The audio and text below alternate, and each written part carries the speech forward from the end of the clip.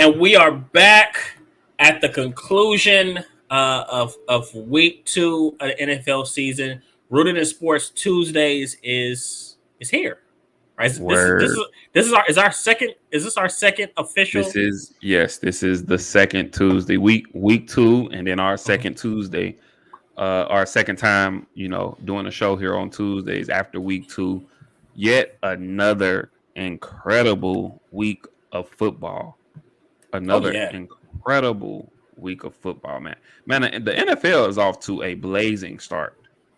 Like it is. It's been must see. These games have been must see TV, man. The comebacks, the storylines. I mean, must see TV, bro. A lot of I could say sloppy and early on parody. Right? Like, like you're seeing a lot of teams get punched in the mouth that you didn't expect it. So we will be we'll be recapping week 2. Swan's gonna pick some games and I'm gonna pick some games that I like. Obviously we'll review all the scores, and then we'll definitely give you guys our week 3 predictions. And then I'm gonna have to ask, Swan, Mr. Basketball aficionado, I'm gonna have to ask his comments on a recent NBA owner. I guess he's getting investigated and banned for a year. But obviously, people wanted to be a little bit more. 10 million, 10 million, which I guess to him is chump change. But look, no, yeah, right. Don't do it again. Yeah, but, man. So definitely a lot of good content to come up today. So you guys just stay tuned. Let's jump into the intro and let's go ahead and get through the Rooted in Sports Hour. Yes, sir.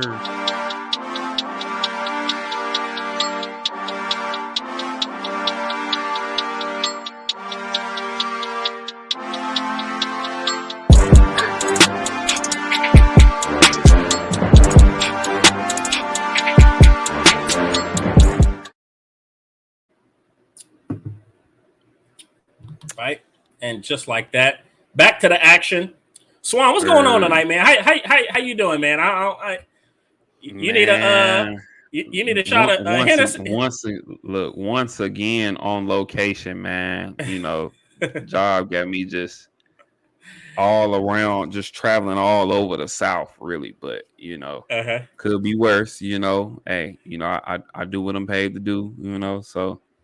Hey, gotta keep on trucking, man. Just trying to take it a day at a time. On location once again, and yet another hotel room. Job just got me all over the place. So, and yet another hotel room. But week wouldn't be complete if I couldn't come on here and what I'm saying, rap about sports and rap about the NFL in particular and what's going on right now, man. So, I along with all my work equipment. I'm saying? I got to go on here and bring my podcast equipment as well. You know what I'm saying? Because we got to do what we got to do, bro. Well, no, I definitely love that, man. And I feel you on that. I work myself. But what's the old saying? We do what we have to do so we can do what we want to do. And that's definitely get on Rooted in Sports. And can the church say amen? Yeah, so we can get on and, obviously have fun with each other. Me and him could do this off camera. But also have some fun with you guys and get your opinions. I always say, man, we seem so calm, cool, and collected. We're so peaceful on here, man. But if they could get a glimpse of some of the conversations that we have off camera, if they got in on that conversation, what was that last week? Was it last week?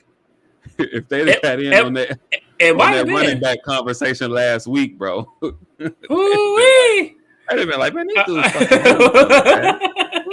maybe out here, man, they fake as hell, man. They don't even like each other. So just stand by.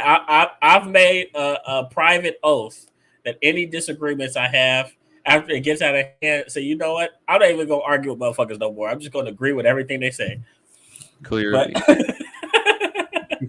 But obviously, like I said, we got to jump into this week 2 action, man. It was a fun week, and before we get into obviously some of the games that you want to talk about, and I picked out a few of myself. Let's just go ahead and round through these scores.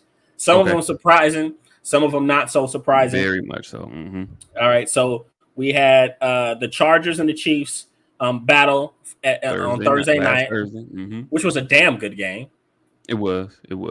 Very fun game to watch. And I would say the Chargers showed up defensively more than I thought they would. I thought it was going to be it could have been a bloodbath, but no, they showed that they were here for the slugfest, and it was a game that really came down to a defensive play, surprisingly for the Kansas City Chiefs.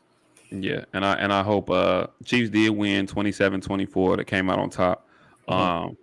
Obviously, Herbert got nicked up a little bit. They say broken ribs. Like rib cartilage. Yeah. Rib cartilage, yeah. So it doesn't seem like he'll be out too long. So hopefully he can get back soon. All right. We got the Colts and Jaguars, which finished with the result was something no one expected, especially like this. And the Jacksonville Jaguars beat the Colts 24-0. Right, Swan. I don't think was that one of the games you'll be talking about a little later. No, I decided I'm gonna do No, I'm gonna do. I started to, but I chose to look past that one since the Colts were my sleeper in the AFC. God bless us. God bless any of us. Hey, but that Jag team though, all of a sudden, that AFC South looked like it is up for grabs. Up for grabs. Hey, but you know something? I'll say this before we move on to the next game. This Jacksonville team could be what I thought they could be last year. I don't know if you remember me saying when they drafted Trevor Lawrence, I like the young pieces that they had. Then you add in a veteran receiver in Marvin Jones. They had a few young defensive pieces, but now they've gotten even better and more talented. And they got Doug Peterson, who, say what you want to say about him, the guy's a winner. So he's definitely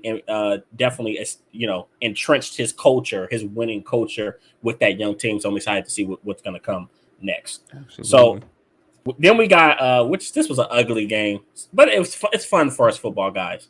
The New England Patriots and Pittsburgh Steelers. New England won 17-14, which I think this is a game that they needed. Absolutely. Yeah, because I still don't know what they got going on as far as their coordinator situation, but yeah. So hey, I guess a win's a win. You had subpar quarterback play, turnovers, sacks, but obviously New England was able to come out on top. Then you had Seattle and San Francisco. I'll actually be talking about this game a little bit later. San Francisco won 27-7. A lot of interesting events led to that. Absolutely. I'm interested to hear what you got to say about the new developments at quarterback. Right, 100%. Then we got the Jets Browns, which is one that I picked in my pick'ems. Right, I had the Jets winning this game. They shouldn't have won that game, but true. Well, I think you can go so many different ways, but I stand on what I said. The Browns are a flawed team. They were up 13 with 2 minutes left, less than 2 minutes left. There's no way you're supposed to lose that game, And Nick Chubb came out today and said, it was his fault. He should have, when he got that first down, he should have went down. But I mean, it's just natural instinct to go ahead and score the touchdown. You don't necessarily think like they're gonna score. They said that was the first time that a team had came back from 13 points down in the final 2 minutes in 21 years. Well, don't we love when teams break records and make history, right? Right. Joe Flacco. Joe. Sorry, Bo. I know you probably want. Oh my gosh. So then we got Tampa Bay, New Orleans, which is always a slugfest. Sometimes it can get ugly, but it's usually always a good game. And usually it's New Orleans getting the better of Tampa Bay. But as me and you predicted, we felt like Tampa Bay would pull this out, and they did 20-10. Yeah, another both. I think you were looking at two top 10 defenses. Both defenses really played well. Okay, and I think they'll be okay. I think both teams. Obviously, Tampa Bay's 2-0. They got some things to figure out offensively. I know they got a lot of injuries. And then, well, you know what? I'm gonna hold fast on that. I ain't gonna dig too deep into it, but New Orleans are gonna be all right too. they'll get Oh, Jameis Winston together. They'll be all right. okay. So that was a good game. Then we got Miami and Baltimore. I know this is a one that you definitely will probably be wanting to cover. Oh yes, oh That yes. was I a don't fun even game. want. It I wasn't. actually, yeah, it was a fun game. I actually predicted the outcome, not this high, but I predicted the outcome. So I feel a little, I feel a little good about Mm-hmm. myself today. So we'll hear about that. And then we had the fun upset. The Cowboys beat the Bengals 20-17. Without Dak Prescott defensive performance, so that was fun to watch. Yeah, I gotta give credit where it's due, man. Cooper Rush came out, really got the Cowboys off to a really, really great start. And Mhm. yeah, they just kind of held on from there, man. And in hindsight, that should have been expected because I mean Cooper Rush has been in the system for a little while now, so it, Six it, it should have years. been it should have been expected that he wouldn't just go out there and stink the joint up. And like you said, hey, Cowboys defense is legit, man. It's stand I, by. look. They could win 7 games this year, but like I said, I think they're very comparable. We'll see what happens on the offensive side of the ball if they get things figured out. Because even with Cooper Rush, it started good. He did just enough for the defense to hold on, for the Mhm. defense to kind of hold things together. But I think at a minimum, this team's comparable to like Denver last year, top 5 defense. But you have some question marks on offense, so we'll see what they put together going forward. Yeah, he made a So couple big throws on that last drive. he did. Cooper He did. did. And they needed that. They did. So then we had another fun game. And this was Detroit and the Washington Commanders. Detroit, I'm loving this Detroit team. I love them in Hard Knocks, but just a tough blue collar team. They hit you in the mouth, and we got it. We finally got. I can't say finally because it's only week 2, but we got an Aiden Hutchinson showing. Right. He Okay. reminded people like, "Hey guys, I'm here." Right. I I, he I wasn't that I wasn't that number too. 2 pick for nothing. You know what I'm Look, saying? look, And he must have saw. I love DeAndre Swift. I love DeAndre Yeah. Swift, man. If he can stay healthy, man, I think he could possibly be a Pro Bowler if he can stay healthy. Oh, without a doubt, especially within that system where you can tell they're really building it around some of his strengths. Obviously, they got multiple backs, him and Jamal Williams, but if he can stay healthy, which from what I heard is not even just staying healthy, but being willing to play through injury, which you've heard Deuce Staley has told him, like you have to Hmm. toughen it up. Like in this league at running back, you're gonna play through some ankle injuries, some knees, Hmm. some thighs. So that's gonna be if he can stay tough and really take care of his body, then Detroit may have something. And Jared Goff looked pretty damn good himself too, and Yeah. Amon St. Brown.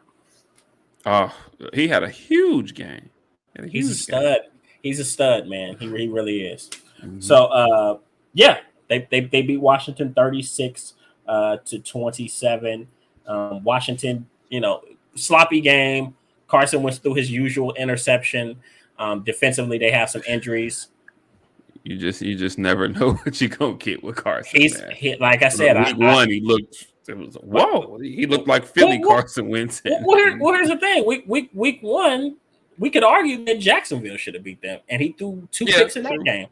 So true. he's like, I say this. I think I said it last week. I've never seen a guy walk the line between superstar quarterback to backup. Like it's a fine. Mhm. Like I've never seen anybody walk that line like Carson Wentz. But Absolutely. I guess they'll take the Russian. Look, Ron Rivera will take the Russian roulette with Carson Wentz over Taylor Heineke. So we'll see how that works out for him. And I like Taylor. Yeah. He's what you call it's my favorite sports term. He's a lunch pail guy. I, I thought you was gonna say I thought you was gonna say a jag. A jag. That's my Just a new guy. favorite term, bro. Jag. He's just a guy. Just a guy. No, Word. he's a lunch pail guy, man. He's a blue collar guy that's gonna come and work. So they have a great. I'd put it like this: they got a great backup quarterback situation if it comes to him. They do. Right. So then we had this ugly ass game, and that was Carolina, New York.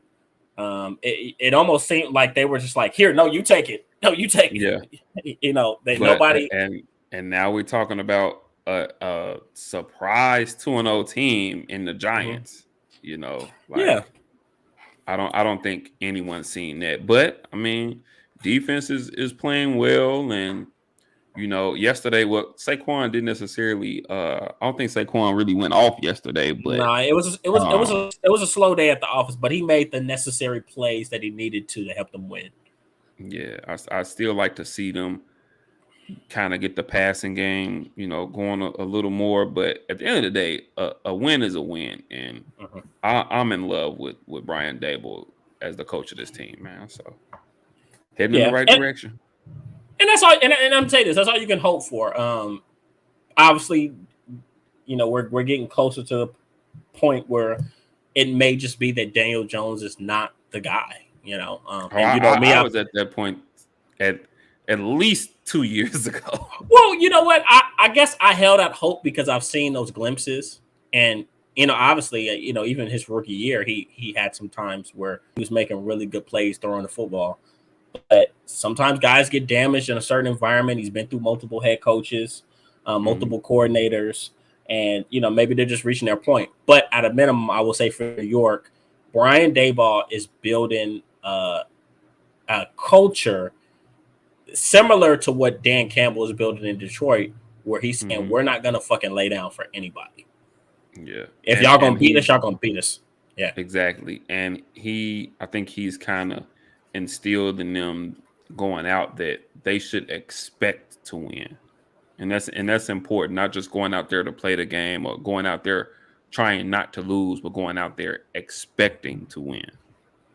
Right, as you should. So even though the team they got some progress to make. Like I said, they're building a really great foundation. So, and then obviously in Carolina, Matt Rule is on the fucking hot seat. So I think he's about 2 or 3 more games this losing. You think so? I absolutely believe so. He's been there too long. He's been there.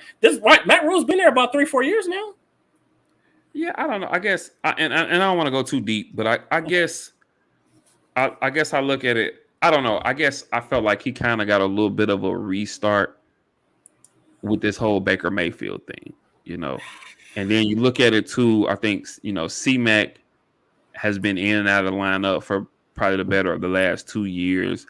I don't know. I guess for me, I thought he'd have a little longer leash. I mean, if they do decide to get rid of him, hey, 2 tears in the butt, But I think sometimes it's about hitting. Sometimes you have to hit that reset, and I think it makes things worse that they keep losing games this way. They keep losing games by 3 points, by 4 points. So it's kind of like Anthony Lynn with the Chargers, who I loved Anthony Lynn, by the way. But he kept losing close games. So it gets I think they have a really talented team. Yeah, especially offensively. Like they definitely got some tools there.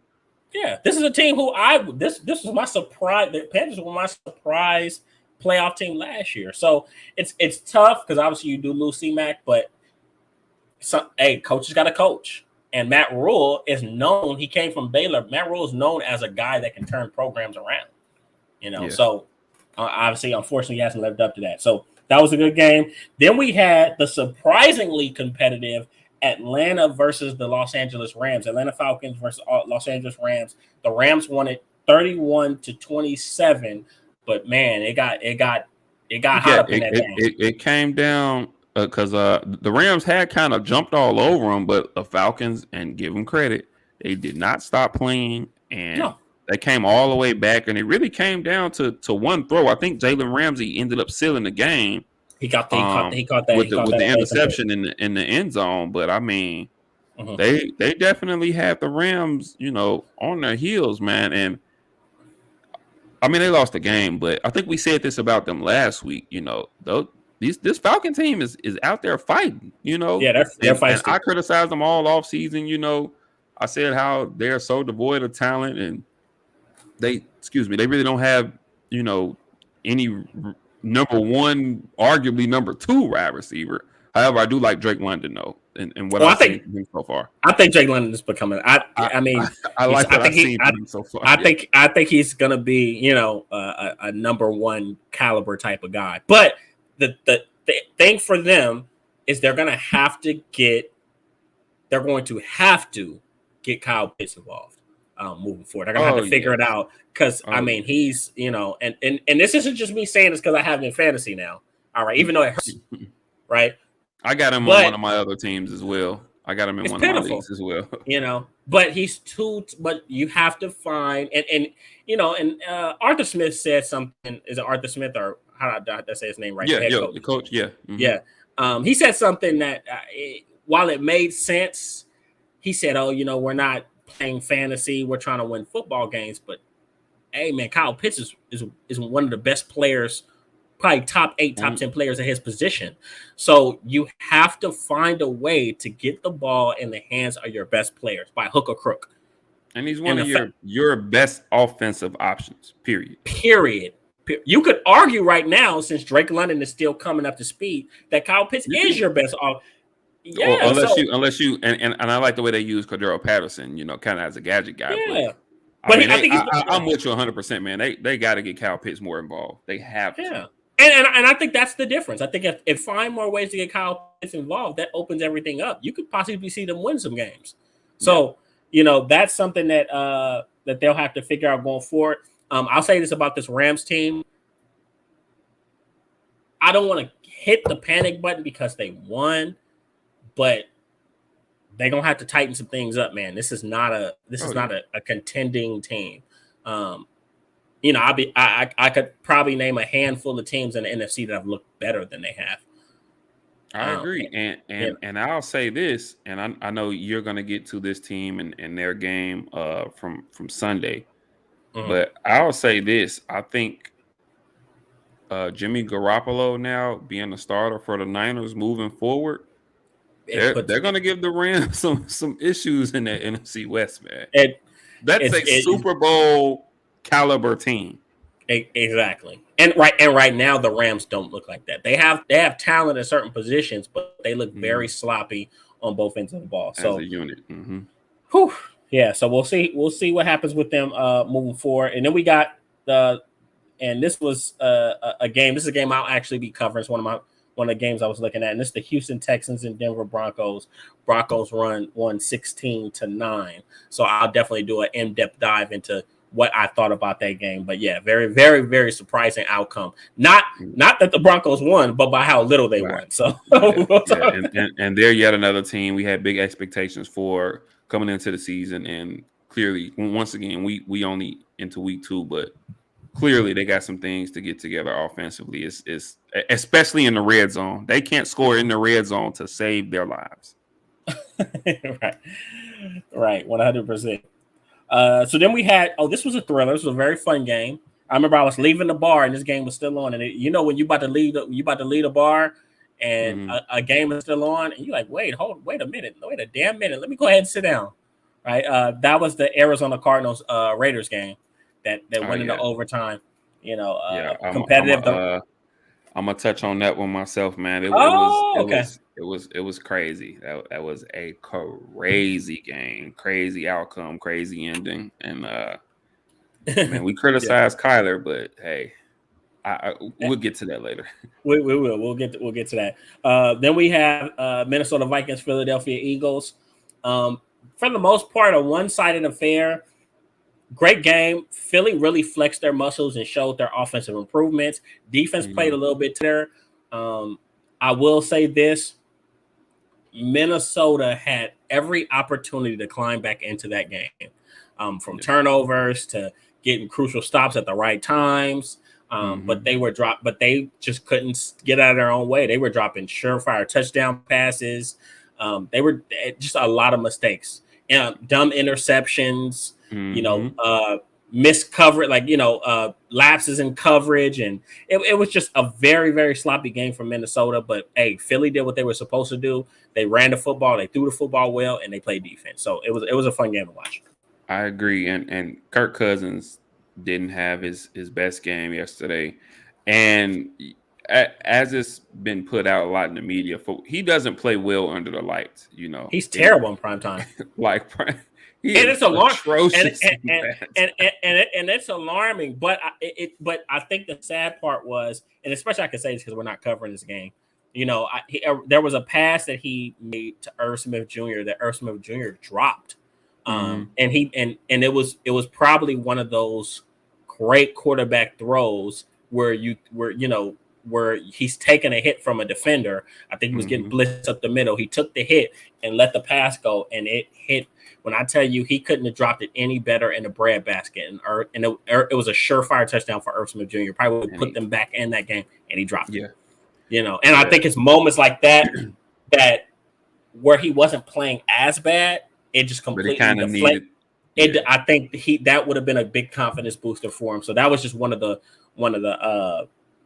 big mistakes, that one of the things that deflated them. But once again, they still had more chances and they couldn't capitalize. So yeah, just a bad game plan. Bad day at the office for the Minnesota Vikings. Maybe they'll take their lumps and fix some things moving forward. They got a rookie head coach, so hey. Yeah.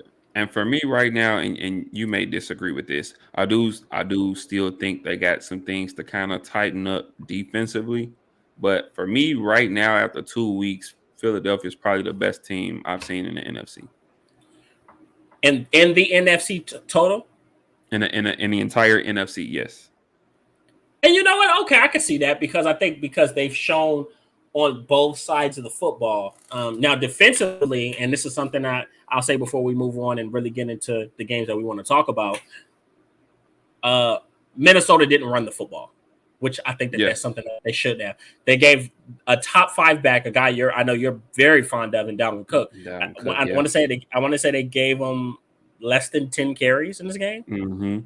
Right. So, and this is especially after seeing the success Detroit had running the ball against them the week before. Yeah. So that was a bit surprising. Yeah. So it's kind of like, you come out, I would have tested them on the run first, then reverted to the pass. But you just said, okay, I want to go Justin Jefferson crazy. And you kind of ignored Dalvin Cook, who could have been very effective in this game. So once again, it is what it is. It's early in the season. Teams learn they have to take losses like this. And hopefully Minnesota can be better for it moving forward. And real quick, I'm gonna say this again real quick, because I still don't think he gets enough credit, or I still don't think his name is mentioned when we mention the top cornerbacks in the league. Darius Slay is a fucking stud.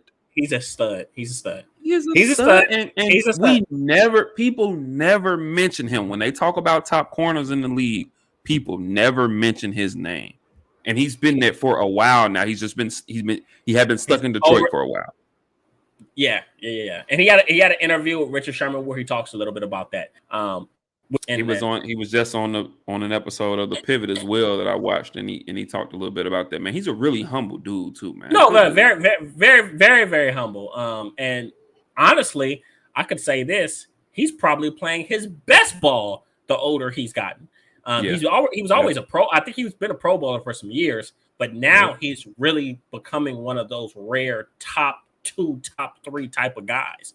I know last year he was amongst the league lead, and he didn't allow any touchdowns and didn't, and I think he had one of the lowest quarterback ratings against them. So completion percentage, so he's great.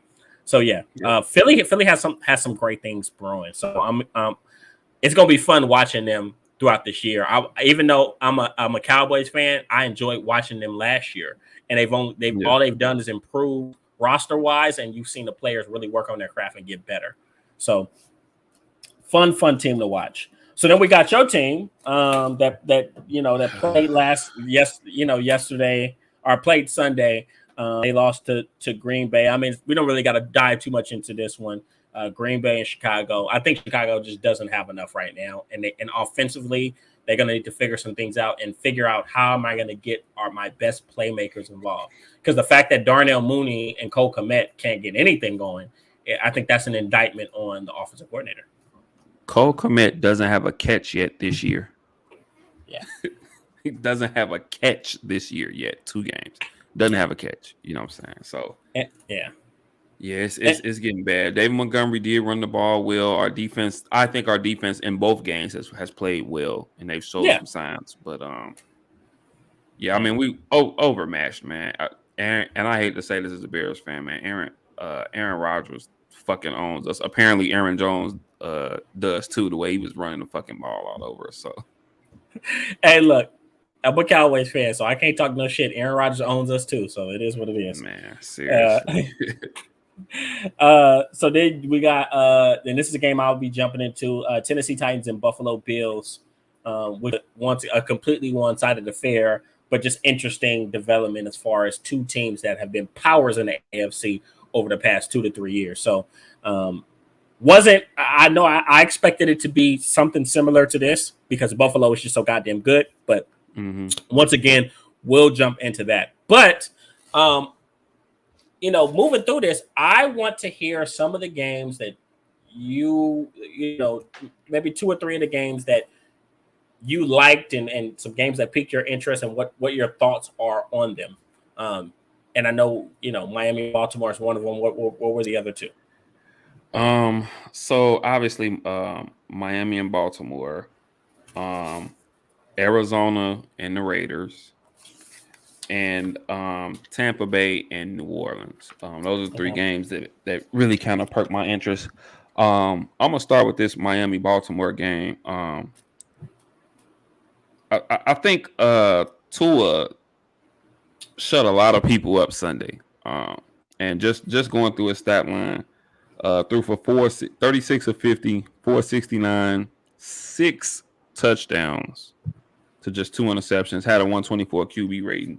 And then obviously Tyreek Hill and Jalen Waddle both over 150 yards. As a matter of fact, Tyreek Hill had 111 for 190 and Waddle had 11 for 171. That shit is ridiculous, but go ahead. Yeah, seriously.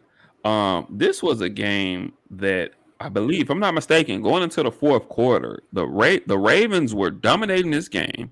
Yet another phenomenal outing from Lamar Jackson as well. The Ravens were dominating this game. They were up 35-14 going into the fourth quarter, if I'm not mistaken. They were up 3 touchdowns. And then you literally give up 28 points, give up Tua throws 4 touchdowns in the fourth quarter. What I don't get, and Baltimore, I think we've thought that they, I guess with the names that they have in the secondary, we've tend to think that they had one of the better secondaries, but Sunday they got flat out embarrassed, especially in that fourth quarter. I don't understand for the life of me. It's as if they didn't know that Tyreek Hill is the fastest player on the planet.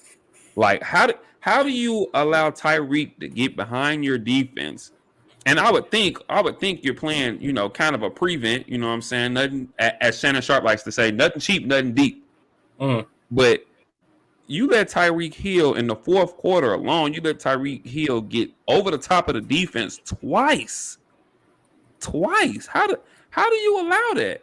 And shout out to Tua for putting it on the mark twice. I think even with myself, I think one of the things, one of the questions that I had was about Tua's not his accuracy, but maybe his arm strength. I was a little skeptical as to if Tua could, really push the ball down the field in that manner. But I mean, obviously he proved so. And then he ends up later on getting on the winning drive, getting the winning touchdown to Jalen Waddle.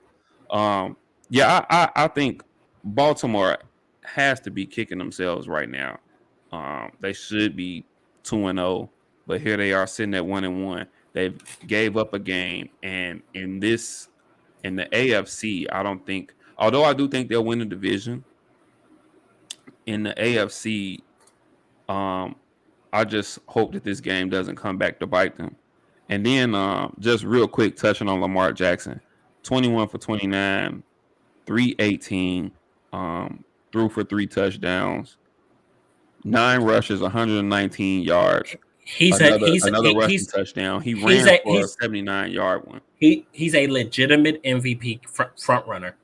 Oh yeah. I say him. I would throw Jalen Hurts in there too. Josh Allen. Yeah. Ironically too, as they're deemed kind of mobile quarterbacks, but right now I think both of those guys are right there in that MVP conversation, along with Josh Allen as well. Right. But yeah, man, I think, and we all know about Lamar Jackson and what he had going on as far as his contract negotiations and them not being able to come to a deal.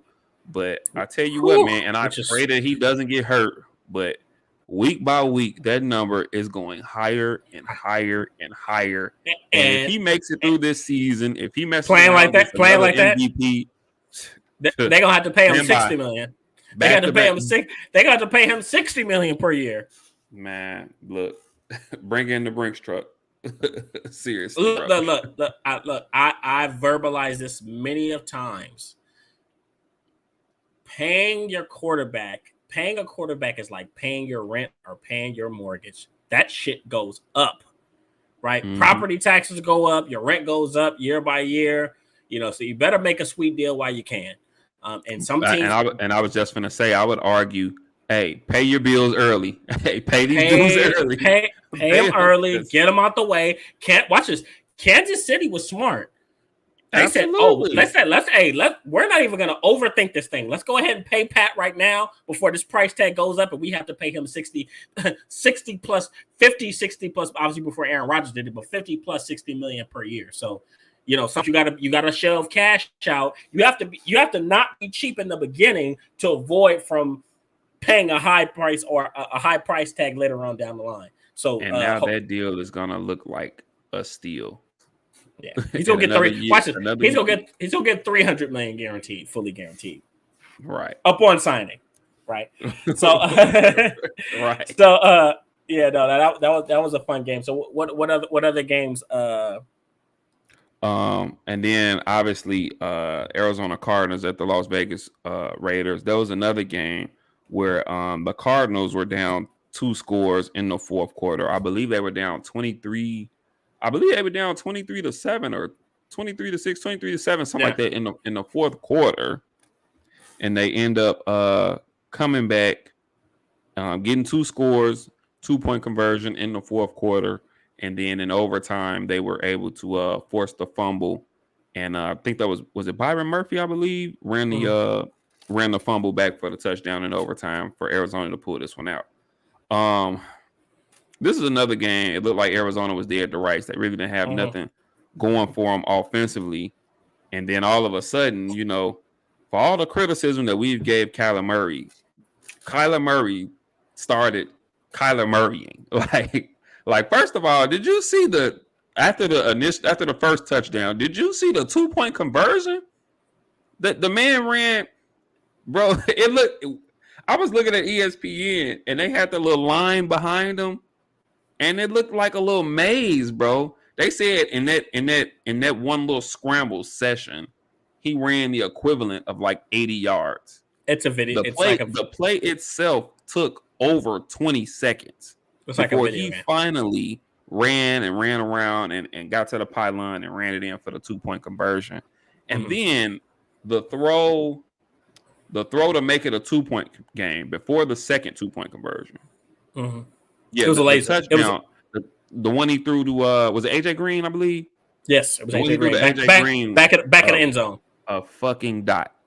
It's a dot. A fucking dot. And that's the enigma with this kid. You hear all this stuff about, him and them having a clause in his contract for him to study and this, that, and the third, the immaturity, him wiping his Instagram clean of, all the Arizona Cardinals photos and all this, that, and the third. But then this is the enigma, the improbability that what we seen from Kyler Murray on Sunday, you can't teach that. And I'll say this because I'm a person that's been very critical of Kyler Murray, especially over the past 2 years. Mm-hmm. It's never been the player. It's never been his skill set. Kyler Murray's special. You'll have you have folk in Texas that will argue he's the greatest high school football player ever, regardless of state. He's the greatest of all time. Like that, so that's the level that people hold him to, and obviously we've seen on the big stage some of the things that he's done in Oklahoma and carried it on into the league. It's just a question of intangibles. Now, if he can work on those things and continue to progress, he's still very young. I have no doubt in my mind that Kyler Murray can be a great, but it's time. I smile. I was a little bit. I was like, okay, all right. I smirked a little bit watching his performance last week, but it's not surprising because he's fully capable of doing that. You know, Yeah. I would say that Arizona team, now they paid him that big contract. What they got last week, especially while DeAndre Hopkins are out, he has to be that. He's going to Yes. have to be that. So if you're going to pay a Yes. quarterback Consistently. Yeah. and consistently for them to win games, and he did it last week, and hopefully he can carry some of that magic moving forward. But hey, you got paid. Mm-hmm. You've already shown what you're capable of. But it's time to play ball. It's time to put your money where your mouth is, and he did that last week. He did, man, and I'm interested to see what happens with the Arizona Cardinals from here if they can build on that win and just kind of keep themselves afloat in a pretty good NFC West. Just kind of keep themselves afloat until DeAndre Hopkins can come back. And then on the flip side for the Oakland Raiders, I mean, this is a tough loss, a loss that they could not afford to give up, especially in the division. I think we both agree was probably the toughest division in the NFL. And now you look up, and so far, granted, it's only been 2 weeks. The Raiders fall to 0-2, Chargers, Broncos 1-1, and I think Kansas City's 2-0. Now you look at this division, and I think it's fair to say that right now the Chiefs and the Chargers are definitely a cut above the Broncos and the Raiders. And like I said, it's a tough early season loss for the Raiders. 0-2. Now they're gonna be battling back in what's already a tough division for them. And Well, I don't know, man. I don't know. I'll say this. It's been one thing I will say that benefits them is that the rest of the AFC has a lot of work to do. A lot of the teams in the AFC who we thought were going to be great are not great right now. Tennessee and Indianapolis are not looking like playoff teams. I mean, but at all, like at all, like they're not looking like. I think I expected Tennessee to really come back to the pack. Yeah, but I don't even. The Colts, man. So they have an opportunity to be a wild card team. They have to figure things out. But a lot of teams are starting slow. It's only 2 games in. I haven't hit the panic button on the Raiders yet because I think they have a great coach. I love Derek Carr, and they have the weapons. It's just about It's just little minor things. They played the Chargers week 1, and then week 2 you lose to a Cardinals team, and you let one go. So you can own those blunders. I think this is going to say a lot about who Josh Allen is, not Josh Allen, who Josh McDaniels is as a head coach. If he can really help his team take those punches, absorb them, learn from them, move on, and play some winning football. Because trust me, the Raiders are a good football team. I looked at them top to bottom. They still have some things to figure out defensively, but on the offensive side of the ball, man, they can swing with the best of them. And Derek Carr didn't play bad. He didn't turn the ball over. No, he didn't play bad. And you look at the end, it was the Hunter Renfrow, who I'm told had some concussion symptoms. He fumbled twice. One was recovered, and the second one Arizona wound up picking it up, scooping it, and running it back for a touchdown. So I didn't know that. Yeah. It was so just a little sloppiness, but if they can figure it and they can get back on track, their division, even though their division is tough with Kansas City and then the Chargers, have some things going on. I'll say this: I think the Raiders have looked better than the Broncos, who I'll talk about, and the Broncos look bad. But we will talk about that. We will talk about that in just a few minutes. But I'm interested to hear your last. Let me hurry up and get out your way then. And then the last game, one that's been talked about a lot: Tampa Bay and New Orleans. Obviously, everybody knows about the brawl that went on, and now as it ensued, Mike Evans will be suspended for next week. At the time of the brawl, I think it was still a 3-3 game, and I don't know. I dare I say maybe it kind of lit a little bit of a spark into the Tampa Bay Buccaneers. Now, granted, we know that they've played 2 of the better defenses in the league, in the Cowboys and then the Saints. We know that in this here game, they had a plethora of injuries, and that list seems like it could be getting longer. Next week, they might be having you and me out there for Tom Brady to throw the ball to. But with that being said, Cole Beasley, they just signed Cole Beasley by yeah, the way. They did. I wonder if they'll. It's time to the practice squad. I wonder if they'll have. I think Tom Brady. He has Wes Welker, Julian Edelman written all over him. Well, exactly. Well, they said it was at the insistence of Tom Brady. Okay, so yeah. So they bring him practice squad to develop him and bring him along, which is what most teams are doing now, because now the practice squad is officially an extension of the team, not like before. So doing that, and then you could elevate him on some game days, maybe in about a week or two. Yeah. Said all that to say that this offense hasn't looked like the Tom Brady Tampa Bay offense that we're used to seeing. It's been fairly lethargic. He hasn't really been moving the ball. I think he's only had about in this here game, Tom Brady didn't even top 200 yards passing. He only had 190. So thus far, their offense has been pretty lethargic, but their defense has been carrying them through 2 games. In 2 games, they've only allowed 13 points. So, I mean, the defense is really playing some ball right now. Their defense, and I had to say that, especially because my Cowboys played them, and a lot of people are critical, of even though we have some offensive issues, that defense is special. And I scoffed at it. I laughed when Todd Bowles said it, but I don't know if you heard this. Todd Bowles said this defense can be better than it was when we won the Super Bowl in 2020. Yeah, I heard him say that. And then Craig, even after the game, Devin White was talking and he said, this defense been legit. We was legit when Jameis was here. And just like today, we just knew Jameis. We know he threw 30 interceptions. We know he was gonna give us the ball.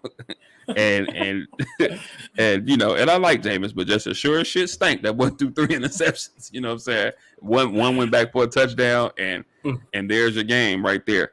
As far as with New Orleans, and once again, obviously, you and I both talked about it before the season. Tampa Bay should be considered one of the favorites in the NFC. They'll figure it out offensively. Hopefully, guys will come back and get healthy. They'll be fine. On the flip side, I think the same thing for New Orleans. They need to get Alvin Kamara back. But beyond that, I mean, I think they'll figure some things out. They'll kind of get back to the drawing board with Jameis Winston. I think he'll still be able to kind of cut down on the turnovers and just they don't need him to win games. They just need him to kind of play mistake-free football. It's really good to see Michael Thomas back. And Michael Thomas has been – I think he's been effective, and I don't think that they've even really gave him a lot of touches or a lot of targets that I think he desires or that he kind of calls for. And he's still been really effective. You know what I'm saying? He has 3 touchdowns on the season already. He's still been really effective for them already. And obviously their defense is tough. They'll be fine. They're we said, they'll get 10, 11 wins, and they'll be okay as well. 100%. Both teams will be okay. Yeah. So no, I agree. That was definitely. It was just a traditional divisional matchup. It was that got nasty. 2 good teams. Yeah, and I mean, Mike Evans and Marshawn Lattimore have been. They always do this for years now. Yeah, for years. Yeah, they always fight. So, and Mike Evans always throws them around and say. But I love that. And look, and call it crazy because we're all about sportsmanship. To me, you get the best product of sports when 2 players genuinely don't like each other. Yeah. Right. But you know what though? Crazy enough, I really just think it's just their competitive nature. I think if they happen to bump into each other at the bar or something, let me get you a drink or something. But the moment they step on the field, I don't know, man. I don't know, man. Their energy is like their energy is almost, bro. Their energy to me is like Michael Crabtree and Aqib Talib.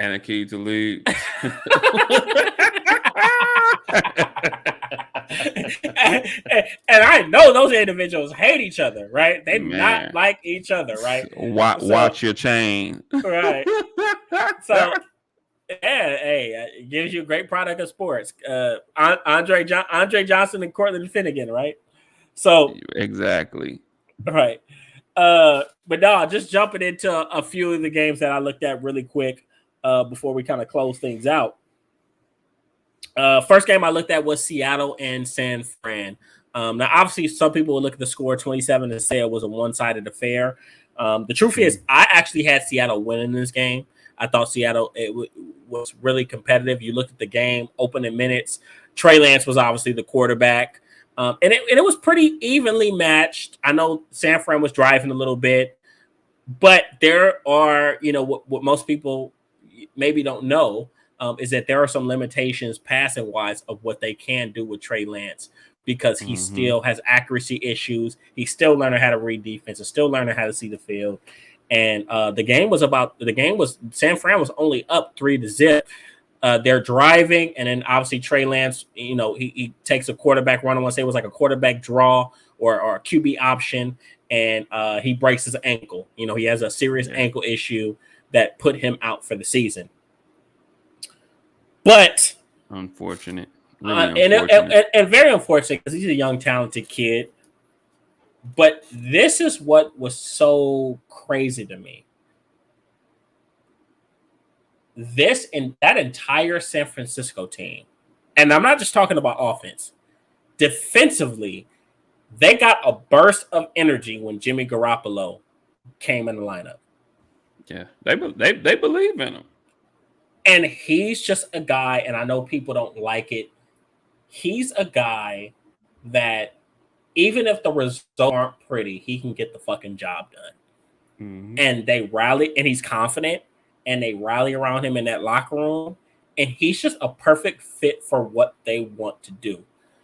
He may not have the athleticism, obviously, that Trey Lance has, but as far as like some of the small nuances of he can make all the passes. He's not a high volume passer, but he can make all the passes. He knows how to get the ball. He knows his personnel. He knows how to get the ball to Brandon Ayuk. He knows how to get the ball to Deebo Samuel. George Kittle will be back next week. He'll know how to get the ball to him. So it's big for them. He is just mastered that system. But I think people were more so worried about what his cap is. But hey, sometimes you're going to get a guy that has a very high floor. He just doesn't have a high ceiling. That's what Jimmy Garoppolo is. But you saw them completely take over that game.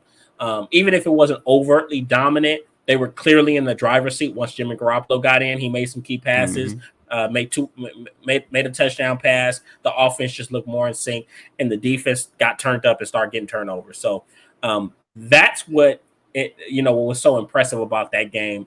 San Francisco, I would say this. With Trey Lance, I had San Francisco barely being a wild card team. With Jimmy Garoppolo, they're a top 2, top 3 team in the NFC. They can they battle for the NFC West? Obviously, I think we talk the Rams, but yeah, I agree. I think you can almost put them right there. They could be a top 2 seed. They're that good. They're that Super Bowl ready of a roster. And I had a buddy I was arguing with. He's a big San Fran fan. I told him, I said, does Kyle Shanahan really want to say screw our season because I want to develop Trey Lance? Kind of something to think about. I almost wonder, was it above him? Like, was it kind of coming from up top? Hey, we spent this pick on this kid. We got to get him in there. You know what I'm saying? Well, and that's something that I have questions about because by all means, it was very well said. And whispers went around that when Kyle Shanahan worked Trey Lance out, he fell in love. And they said that he was drawing up plays for Trey Lance on the plane ride leaving that workout because he was so impressed by Trey Lance's skill set. So Trey Lance is his guy, but there's nothing wrong with a kid sitting for 2 years, especially when you're sitting behind a wily veteran in a championship-ready squad. You don't want to waste a championship-ready team because you don't get championship-ready teams every once in a while. It just doesn't come around often. So I agree, man. Yeah. And I'll say this before you move on. I think it'll be interesting to see now that we know Trey Lance will be out for the season. Jimmy Garoppolo is their guy moving forward. I think it'll be interesting to see just how this year ends out for them and how successful they may or may not be. And then what decision does that cause, or that brings from them moving forward, because Jimmy Garoppolo is probably playing for another contract now this year, So, and we seen how it was a little tough for him in the off season this past season. He ends up going back to San Francisco. he's playing for another contract right now. So it'll be interesting to see. We got a long way to go before that, but it'll be interesting to see how that plays out at the end of the season. Yeah, it could raise some questions, but to me, I guess looking at it from a bare minimum, even if they don't win it all, which they'll have a chance to, you have a kid that's talented in Trey Lance. I think it's up to Kyle Shanahan and that coaching staff and that brass to really buy into the process and not rush Trey Lance's development. Now he has to rehab. Now it's not about him just fucking developing. He has to rehab now. So that's going to make the timetable even longer. So buy into that. I would say embrace Jimmy while you can, and we'll see what happens. So hopefully they really go all in and focus on that process and let Trey Lance sit and learn how to truly be the guy that they want him to be. But and then as for so obviously San Fran is back to their formula. If it ain't broke, don't fix it. Seattle, I don't have a lot to say about Seattle. They're a team that really doesn't have anything to lose. They're devoid of talent in a lot of positions. Nobody is going to pick them week in and week out. They're going to be a feisty team, obviously, because Pete Carroll's their head coach. But there's no expectations for this team. So any win, any fight you get out of them, that's a plus. So I literally don't have that much to say about Seattle. So good for them for putting up a fight this first 2 weeks and being 1-1. Can't get mad at them. And as far as Seattle goes, I'm gonna say this: hot take, whatever. However, DK Metcalf just isn't that guy. He's not. I think he's a third tier wide receiver to me. And you know what? Okay, so I'll say this. I can name probably 10, 12, maybe 15 receivers I'd take ahead of him. I'll say this. I still think his best ball is ahead of him. But you, as anyone knows, me and you have had these conversations. I've always been critical of DK Metcalf, especially when he was coming out of Ole Miss. A lot of people don't remember he was the third wide receiver at Ole Miss. He wasn't the number one. A.J. Brown was the clear-cut and by far number one wide receiver at Ole Miss. And obviously, A.J. Brown flashes that potential every chance he gets, to show people that he's a great wide receiver. So, but DK Metcalf, I think for him, it's not that he doesn't have the talent, because he's shown – not last year, but the year before, 2020, he's shown that he can be a guy. But for him, it's about the moments. It's about consistency and showing that you can be the guy regardless of what's going on around you. Can you be the guy without Russell Wilson? So that's the next step of his development that he's going to have to take, being more consistent and getting to the point to where he can elevate the quarterback and the players around him. So I have nothing but love for DK Metcalf. I have a firm belief that he'll figure it out. But as you're saying right now, he's not a top tier guy. So I agree with you. So next game I got is who you got next? I got Houston and Denver. And this was just a fucking ugly ass game, sloppy as shit. But it's two teams on the opposite end of the spectrum. And I mean this in the most extreme of ways. You have a team that was projected to be great that's playing bad. And you have a team that was projected to be horrible that's playing competitive. And it's almost like an unstoppable force meets an immovable object. And that's what happened in this game. And you're almost like, the Broncos can't be this bad with this amount of talent. Yeah. Yet they did. And then you're like, Houston, with this lack of talent, they can't be making this a game. Yet they did. A few things that stood out. I'll go look at Denver first. They're a very dysfunctional team. And that's for two reasons. One, Nathaniel Hackett, I'll be honest, man. This is looking like right now. He's struggling, and I'm going to tell you this. Because he has as much talent as he had, granted some guys have got dinged up in this game, but because he has the talent that he has, it wouldn't surprise me if this was a 1 year deal. Like Jim Tomsula in San Francisco. Because you can't have all this the pressure's on you when you have a talented roster. When you don't have a talented roster, you get time. You have margin for error. Like, but when you have a talented roster like this, who people are expecting to contend for championships, you got to win now. Yeah. And the fact that they've looked so sloppy, that's a major indictment on Nathaniel Hackett, and he doesn't look. To be honest, man, I hate it. He doesn't look like he's ready to be a head coach. It looks like things just a little over his head, and I think that Monday night game was a prime example. Oh my God, yeah, Jesus Christ, man, it showed that. Terrible clock management, from what I'm saying, from what I heard. He is the primary play caller, and he's late getting the plays into the quarterback. You even hear some they had the fans in the stands. Just because he got so bad at clock management, the fans were counting down the play clock. Oh, that's fucking embarrassing. So, now that's me attacking Nathaniel Hackett as a rookie head coach. Now, this is what I'll say. And this is, I also got to hold Russ accountable. Okay. From what standpoint? Russ has been in the league about 8-9 years now. At this point of your career, hey man, you got a rookie head coach. You got Nathaniel Hackett better. Hey, my boy Chris, what's up, Chris? And you're absolutely right, Chris. You're absolutely right. Absolutely right. But my thing is, for Russ, you wanted this situation. You wanted to go to an organization where you got the freedom to do and say whatever the fuck you wanted to do. Yeah. Because in Seattle, Pete Carroll wasn't having that shit, which is why he left. Him and Pete Carroll were butting heads. Mm-hmm. But now you're in the same position that Peyton was when Peyton came to Denver. Now, granted, Peyton had some control over in Indy, but at the same time, like Russ, you're supposed to be a field general. You're supposed to fill in the gaps that you're supposed to be the strength to the head coach's weaknesses, a rookie head coach. Kind of a coach on the field, so to speak. And so far, he hasn't done that. So you have to look at Russ and say, as great of a quarterback as you are, do you really have that? And I'm going to say this term, and the platform YouTube, forgive me.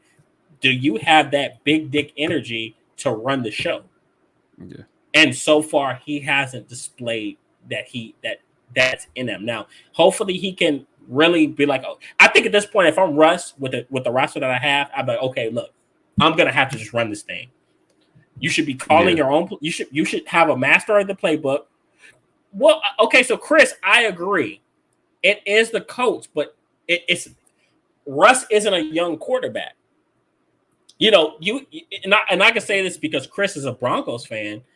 Mm-hmm. Chris, when Peyton was there's stories. They say Peyton would get in meetings and literally call out offensive coaches, coordinators, and tell them what they were doing wrong because he was already a field general. He's a Hall of Fame quarterback. So you couldn't tell him shit. Russ is a Hall of Fame quarterback. Yeah. You need to act like it. You're not a 2-3 year kid. I agree. I was unimpressed with it too. You're not a 2-3 year kid that's trying to figure things out. You're a field general who not only has won the championship early in his career, but has carried bad teams to good records. You need to act like it. You need to step to the forefront. You don't need to be on the sideline talking about run pass. I don't know if you've seen that pass, that video. It's annoying. No, I haven't. Oh, it's terrible, man. You need to really be running. You need to be another head coach.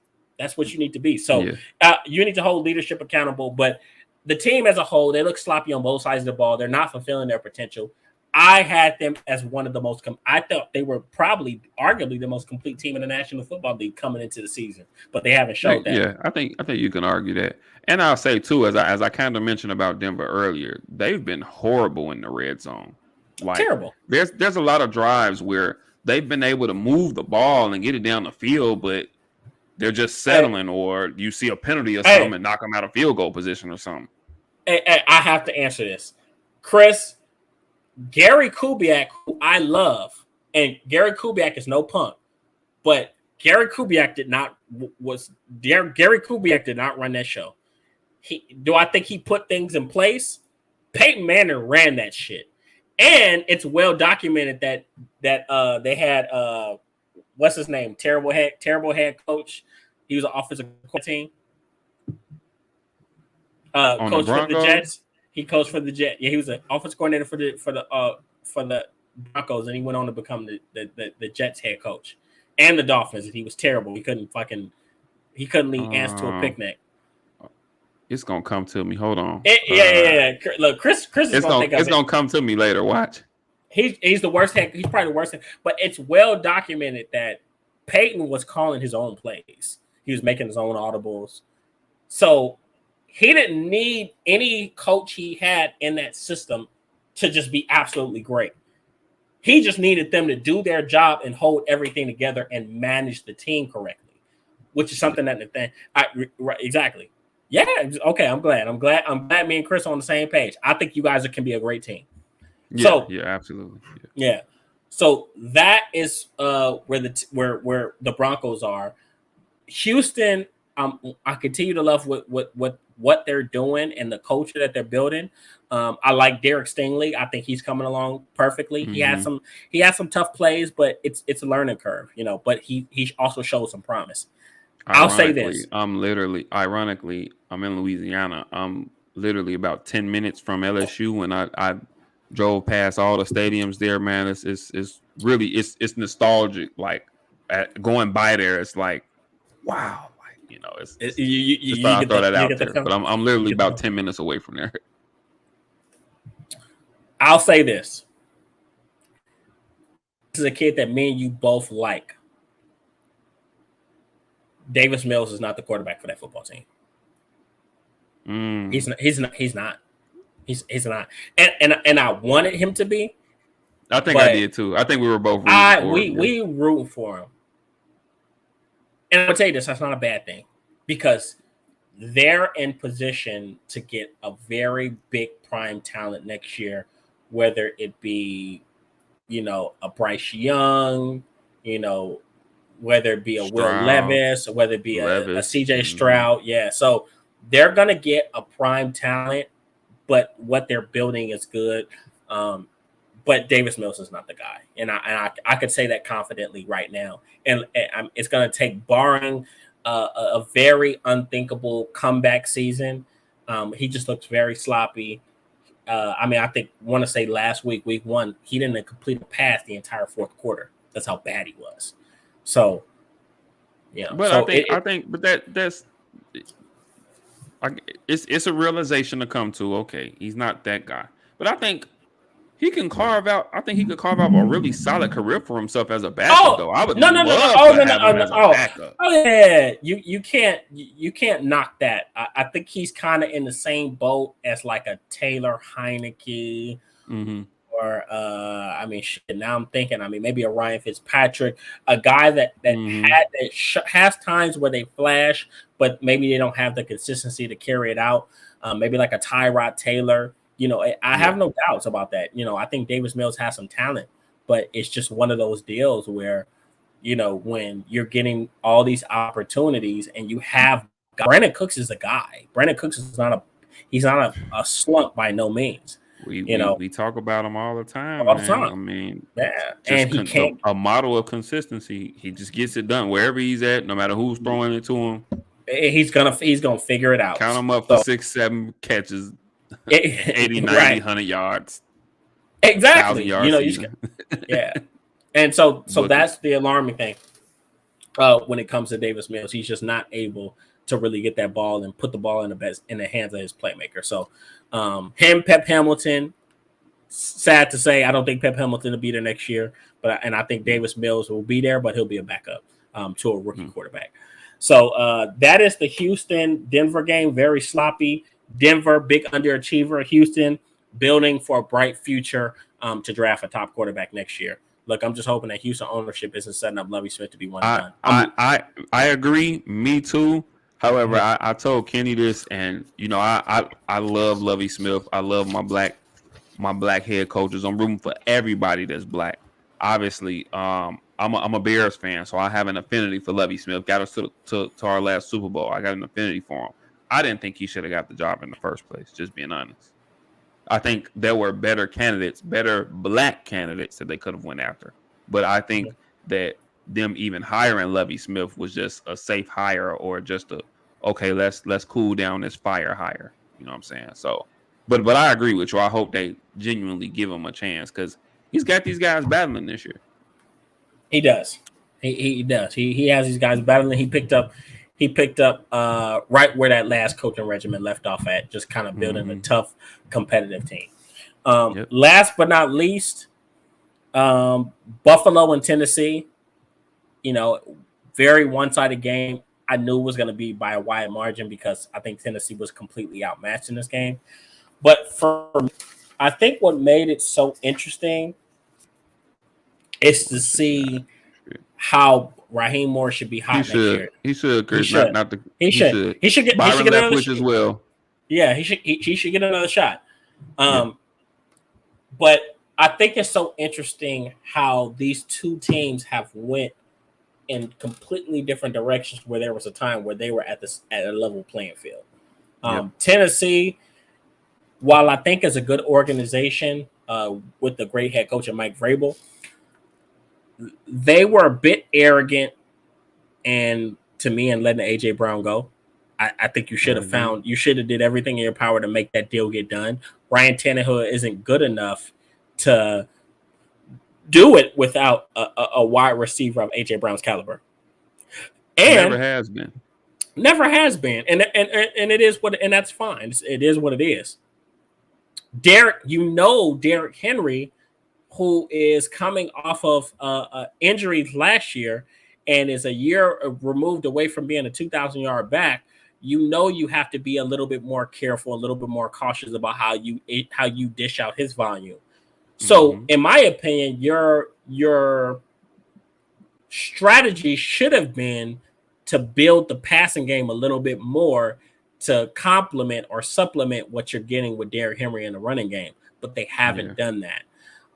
So you draft this young kid, Treylon Burks, out of Arkansas, who I think has immense potential, multi-sport athlete. You can tell some of the plays. And he hasn't looked bad thus far. He's made some really solid catches. He hasn't looked bad thus far. But some guys have to develop into the guy. Everybody's not ready to be the guy. Right. Everybody's not ready to immediately walk in the door and be the guy. Now, it's Chris saying Ryan Tannehill, you can't win with him. So I can't completely agree with that. It's not that you can't win with him. He just may not be the sole reason that you win. But if you build your team the right way, you can win with a Ryan Tannehill. But where you get into a pickle is when you put Ryan Tannehill in a position where he has to throw you. Throw you to victory. That's where you get put in a bad spot. You should never be there. The game should be minimized. Now, obviously, their most not to cut you off, Tennessee's most successful season to date, a couple years back when they got to the AFC Championship game.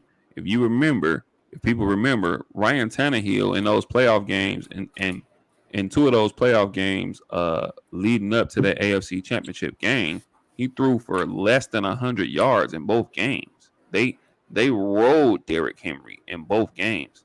So he's never been that guy that can throw you to victory. And like you said, if you have to depend on that, because obviously this year they're going to put 8-9 guys in the box. Every team's priority is going to be to stop Derrick Henry, make Ryan Tannehill beat you.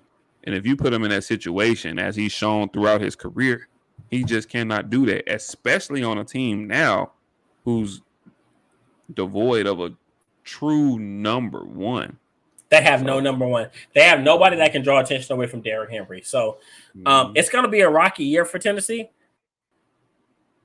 Don't be surprised if eventually they make the switch to Malik Willis because he's more dynamic, to see what he has and give him a shot. Because I'm gonna tell you this: if they're bad, then we're gonna have the conversation of and I don't think this is gonna happen, but you never know. Let's say Tennessee is bad. I mean 5-win, but 5-6 win bad. Now they talking. Do they? You mean like? Are you saying could they possibly consider drafting another quarterback? Exactly. So you may get put into a position where, okay, let's see what this Malik Willis kid has. Let's really put him to the test. And that's why I said that this is the best position for him, because it's a good organization, it's a great head coach. You still got Derrick Henry. If he can get his steam rolling, he's in prime position to become the guy sooner rather than later, but he didn't get rushed into it. I didn't want him going to a situation where the expectations were going to be sky high. So that's what Tennessee is looking like. They also had some injuries too. Taylor Lingwin just got hurt. But injuries, losses has kind of plagued them, and I think they were a little bit more arrogant about it than they should have been. And this is going to be a big test for Mike Vrabel to turn around. As for Buffalo, I tell you the truth, sad to say, as great as a team as they are, it's not that much I really have to say about them. They're right now. No, I mean, hey, what can I say? Right now, they are playing head and shoulders better than everybody in the National Football League. I agree. Best team, not just in the AFC, team, but in the league, right? And the league. They are exactly what people expected them to be. And it's gonna take, you're gonna have to be at least good on both sides of the ball to beat them. You're not gonna be a pass happy team and fucking beat them. With a terrible defense. The addition of Von Miller has already paid dividends to a defense that I think finished number 1 in scoring defense last year. Anyway, and they still don't have Trey White back yet. And that's the scary part, right? You're seeing this front seven to jump to truly becoming what they could have been. Tremaine Edmonds is looking better. You're seeing AJ Epinesa looking better. You're seeing the who I that like. Front seven played their ass off. 100%. You're seeing the guy that they drafted out of Miami last year, Gregory Rousseau. He's taking the next step. He has another sack. He has 2 sacks in back-to-back weeks. I mean, and so this is just a very complete team. Josh Allen's playing at the MVP level. I'll be honest. If you plan on beating them, you better fucking eat your Wheaties. You better eat your Wheaties, your Cheerios. You better get 8 to 10 hours of sleep. Like, this is not going to be an easy team to beat. They have a great coach. They have a great offensive coordinator. Well, and this is, if I'm not mistaken, his first offensive coordinator, Ken Dorsey, is really looking like former quarterback, and he's looking like a really good offensive coordinator. So I'm loving that. Makes me feel really old when I hear guys like, I remember Ken Dorsey in those magical years in Miami, when they went, I think they went almost 2 years without losing a game like that. Yeah. Ken Dorsey, Miami, a lot of these guys that growing up we seen as quarterbacks are now coordinators or defensive players. Your boy Kellen Moore, I remember him. Look, everybody should remember him. He was a backup quarterback about 3 years ago, right? Seriously, right? Kellen Moore, Mike Kafka. Kafka was a backup quarterback, and now he's a coordinator, and I think he's an offensive coordinator, if I'm not mistaken now. So, a lot of stuff to work through. But those were the games that stood out to me. Let's hurry up and get through our week 3 picks. You have the schedule queued up. Let's go ahead and work through it really quick and talk about some of our predictions are. Get through it really quick and tell people what we think. Hold on, let me get back to my schedule here. Hold on, phone acting up here. Forgive me. All right, you ready? All right, so we'll start with this Thursday night game. Steelers at the Cleveland Browns. Who you got? I got this. I'm gonna go ahead and take the Steelers because I think that pressure with a quarterback like with a quarterback like Jacoby Brissett, who has some mobility, but for the most part is not a super athletic guy. I think it's going to get to him. They're going to ramp everything up. Don't be surprised to see him throw multiple interceptions. It's going to be an ugly game, similar to what they played to New England this week. So I'm going to go with the Steelers 20-14.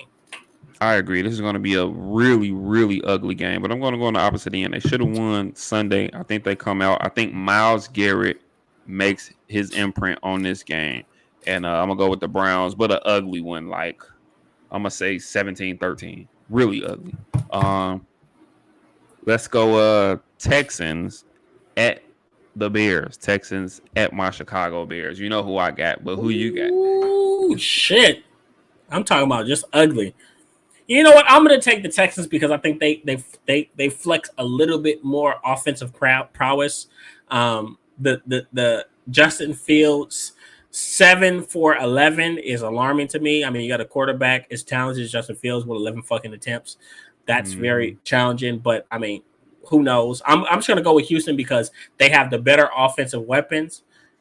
It's just a matter of getting the ball to them. You know, they got Brevin Jordan, they got Brandon Cooks, they got this kid Nico Collins who's coming out of nowhere. Yeah. So they got Pierce. So more offensive weapons. Both teams not overtly talented, but very feisty. I think it's going to be a good one, but I'm going to go ahead and go with the Texans 14-10.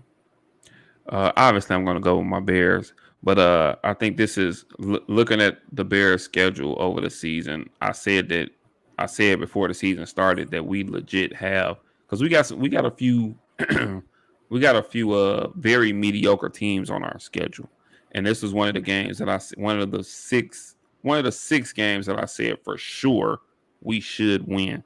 So for that reason, really, and that reason alone, I think we'll win. I think our defense will come out, play great. It's a home game. Hopefully the weather's better than it was week 1 against San Francisco. And hey, I think we get the win, man. We favored by 3, so I think we get the win. What? Yeah, we are favored -3 right now. Raiders at Titans, 2 teams who both need a win, 2 0-2 teams. Who gets the win? Raiders. They're the more talented team. They've fallen short. They've lost a game to week 1 against a really good Chargers team, and they allow a surprising comeback to an Arizona team that has talent, you know, and obviously has a very talented quarterback in Kyler Murray, and they just let one slip away for them in that game. Obviously, ball control issues and turnovers and things of that nature is what doomed them. But they're the better team than the Tennessee Titans. They have the better quarterback. They have the better offensive weapons. And from what I've seen, they might have the better defense as well. Tennessee doesn't look very well. And so Tennessee still has those injuries with Landry out, and exactly. So I'm gonna go ahead and take Oakland. I'm gonna go 28-10. I think it's a pretty convincing win. I agree. I agree with everything you said. I'm taking Oakland as well. Just to be a jerk, I'm gonna say Oakland 27-10. Just to be a jerk. We got the Chiefs at the Indianapolis Colts. Poor Colts. Well, okay. I will just go ahead and get straight to the point. I'm gonna go the Chiefs 30-7. I think the Chiefs are the better, and I think it makes it worse because the Chiefs have improved defensively. They're not a laydown defensively anymore. They're going to play now. They just had a suspension to Willie Gay Jr. that could be could hurt them, maybe stopping them running, things of that nature. But man, honestly, they are solid on both sides offensively. They're mixing things up. I just don't see any scenario where the Colts are able to beat this team, even if they try to make it close. I'm going to go 30-7 because I think they'll have a stellar performance defensively. And the Colts look like a hot mess right now on offense. And there's no telling when Michael Pittman Jr. comes back because he kind of, I think, I want to say he had like a thigh contusion or somewhere around that area. So, I got it by a long shot. That's big. That's the first thing I was going to mention is that it's no telling when Michael Pittman will get back. This Colts offense is struggling, and now here they are running into these big bad Chiefs, and I'm going with the Chiefs as well. I'm gonna go Chiefs. I'll say 31-14 Chiefs. Okay. Fair enough. What should be a really good game now. Buffalo Bills at the Miami Dolphins. 2-0 teams. Who you got? Buffalo's favorite 5.5. Who you got? So I'm going to go Buffalo, but it's not going to be a blowout. I think it'll be 7 points. It'll be their first really big team that can punch them in the face. And the only reason I say this is because what we're seeing right now is that Jalen Waddle and Tyreek Hill are so goddamn good. They're gonna challenge your secondary. Like it's not gonna be a fucking walk in the park. You still got Mike Gesicki there, Chase Edmonds and coming out the backfield. So Raheem Tua, Mostert as well. Raheem Mostert, whenever he gets healthy. So they have a lot to play with, and they have a lot to challenge them with. On the defensive side of the ball, they have three very good rushers. They have a good secondary. Javon Holland is putting his name up there with one of the as one of the better safeties in the National Football League, and just a slew of talent all around. I'm gonna go Buffalo, 34-28. I think it's a better scoring affair. You'll see them trade blows. Tyreek Hill will get his, Jalen Waddle will get his, but you'll also see Stephon Diggs kind of have his way with some of the corners on the Miami side. It doesn't matter who's covering him. He's just such a phenomenal route runner, and he's gonna find his way open. And him and Josh Allen just have great chemistry. And Dawson Knox, Gabriel Davis, Joke. So it's gonna be a very exciting, fun game. I just think Buffalo is a slightly better team with that winning DNA that they just know how to close out games. So I'm going to go them 34-28. Yeah, I agree. I think this is going to be a really close game. Yeah. I think both these defenses are going to kind of step up. So I don't think it'll be as high scoring as we may assume. I'm going to go with the Bills. I'm going to say Bills 24-20. Okay. In a pretty solid defensive game. Detroit Lions at the Minnesota Vikings. Very interesting matchup all of a sudden here. Who you got? Minnesota's favored by 6 at home. It's funny. After watching Minnesota last night, I think I'm going to take Detroit. Okay. And I think that if Detroit really focuses on running the football and not putting Jared Goff at harm's risk with the edge rushers that they have. You like Detroit? I think you picked Detroit all 3 weeks. And I've been warranted in all 3 of them. But one thing that it's one thing to have a running game, but it's another thing to have a running game and a great offensive line. The Detroit Lions have a great offensive line. You can argue they have the best offensive line in the league. You can make that argument. Between them and Cleveland, it's literally a battle. They're good. And they push people around, man, and that's just kind of where it's at. Sewell looks like a hell of a pick. He looks like a hell of a pick, and it's funny we tabbed him as his left tackle, but he's this all-pro right tackle who's excelling for them. And on the defensive side of the ball, hey man, they're showing juice. Aiden Hutchinson had 3 sacks last week. Charles Harris, the other bookend, he had 1. This kid Rodriguez, this kid that they had, he's making plays all over the field, and they actually have a very respectable secondary as well. This team is no layover, but that running game, you can't dismiss a good running game. And right now they have a running game with an ascending running back in DeAndre Swift and a very solid and consistent guy in Jamal Williams. So I'm going to go ahead and take Detroit on this one just because I feel like they have a very more mature coaching staff. They have a very feisty team, and Minnesota looked like a team Monday that was out of its element. They were playing a tough blue collar team in Philly, and they wanted no parts of it. It seemed like they got punched in the mouth, and they didn't really like the way that felt. So Minnesota to me is a little bit finesse, whereas Detroit is a true blue collar team. Where Detroit is a true blue collar team that's here for all the bullshit. I'm gonna take Detroit 21-14. It'll be a good game, but I think Detroit will edge it out. I'm actually gonna take the Vikings to get back on track here.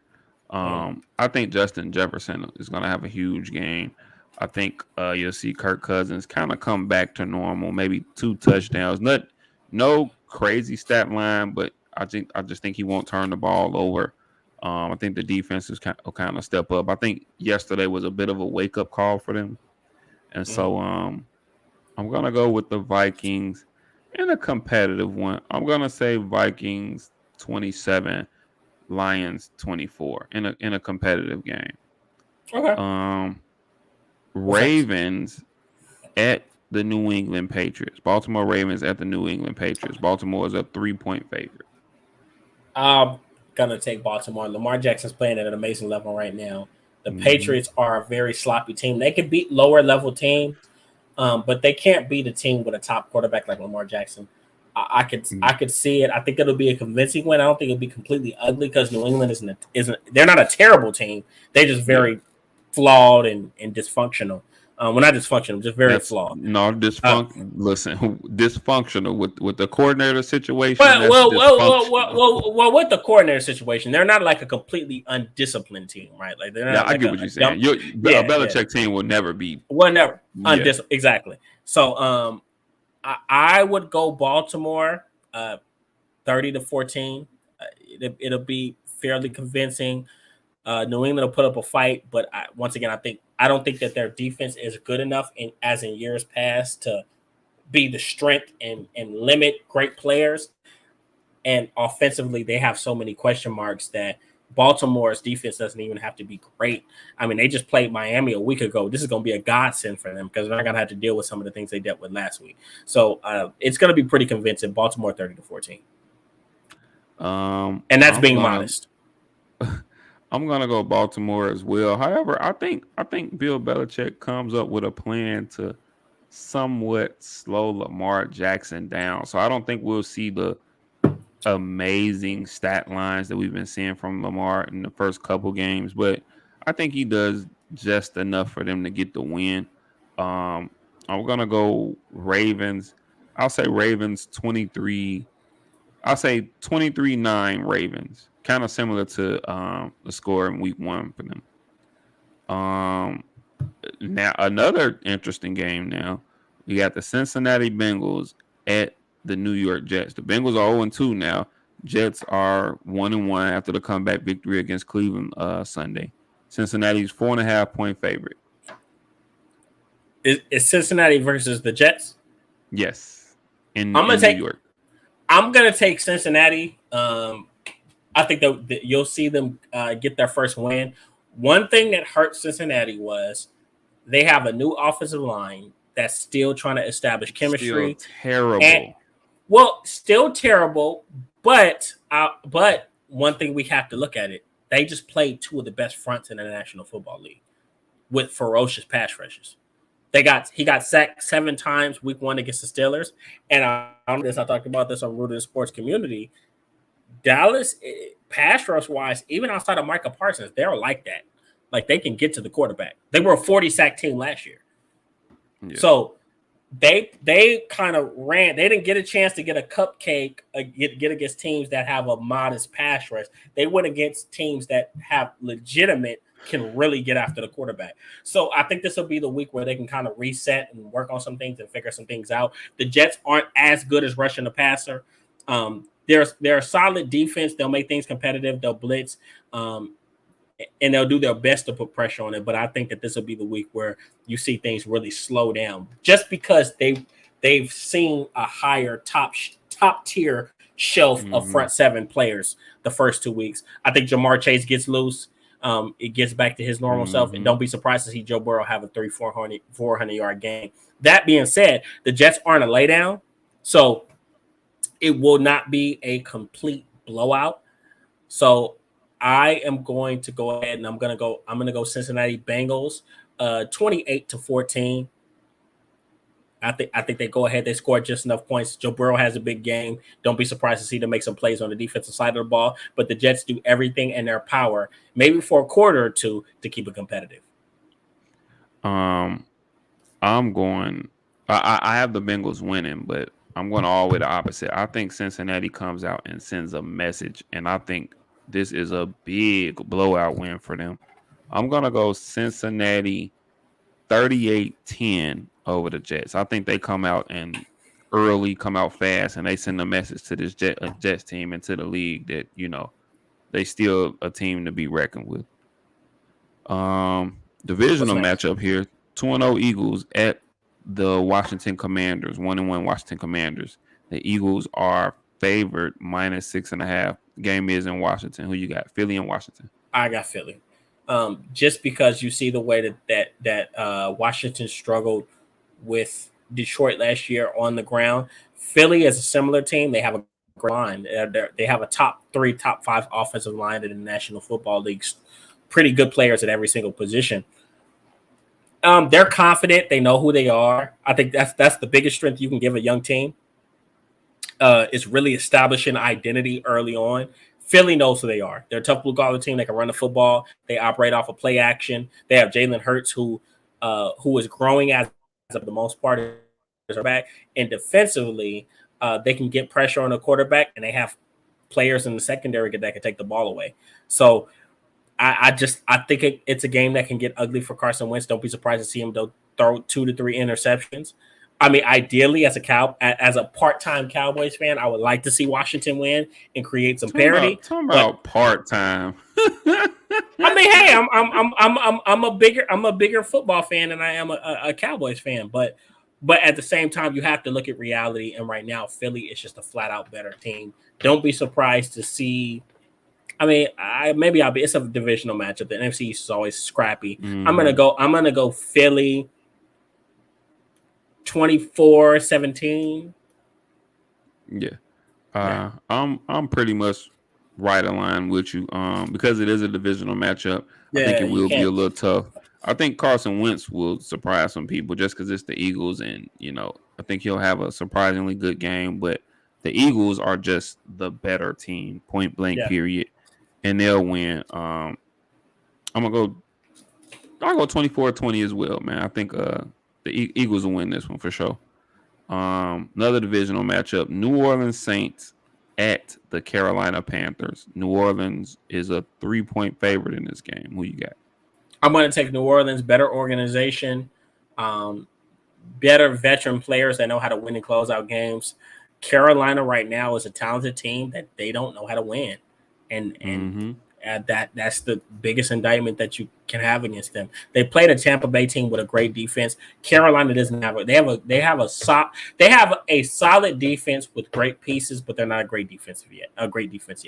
And they don't know how to close out games. And it's going to be tough. But I got New Orleans. I'm going to go ahead and take them. I'll go 24-10. I just think that they're better. And defensively, we know what New Orleans is worth. Did Marshawn Lattimore get suspended? That's one question I do have. Did he get suspended? No, I think only Mike Evans got suspended. Yeah, right. So that's something that kind of takes it up. I don't even think he got fined, actually. Right, because Mike Evans came out and attacked him. So, So I'm going to go New Orleans 24-10. I think it'll be a good win for them. They'll get back on track. But after being so confident and betting on this Carolina team for 2 weeks in a row, I'm just not so confident anymore. I don't think they can close out games. I'm going to go with the Saints as well. I agree with you 100%, man. Carolina, and they played 2 close games to start the season, but they just don't know how to close out games. They don't know necessarily how to win right now. So I'm gonna go New Orleans. I'm gonna say 21-16 New Orleans. 21-16 New Orleans. Let's get to another interesting matchup now. 1-1 Jaguars at the LA Chargers, 1-1 as well. The Chargers are favored by 7 points in this game. What you thinking? Don't you dare. I'm taking Jacksonville. I knew you were too. Damn it! I knew you were. I'm taking Jacksonville. I like the way they're looking. Hey, Christian Kirk is making he's putting an egg on all of our face. He's making all of us look stupid. Trevor Lawrence is getting better week by week. James Robinson is running the fuck out that football. And defensively, they have pieces. They have a variety of pieces that can be special. I was humongous on Devin Lloyd. I thought he's one of the more versatile, linebackers that we've seen come in the league in some time. He's not special athletically, but his skill set and things that he can do is just it's so wide range. He's just a guy that's well beyond his years. Devin Lloyd is great. I think Trayvon Walker, don't be surprised to see him have a big game this week against the Chargers. Hopefully they move him around and give him an opportunity to get to the quarterback. But this is a game that I feel like could be a statement where they come out and they grab it. This isn't a lay down defense. Mm-hmm. And you could argue in some ways that this defense is better than what the Chargers seen last week in Kansas City. They're tough. Josh Allen is tough. Devin Lloyd is tough. They got that linebacker from Philly in the offseason. I don't want to mispronounce his name. African last name. It's tough. So yeah.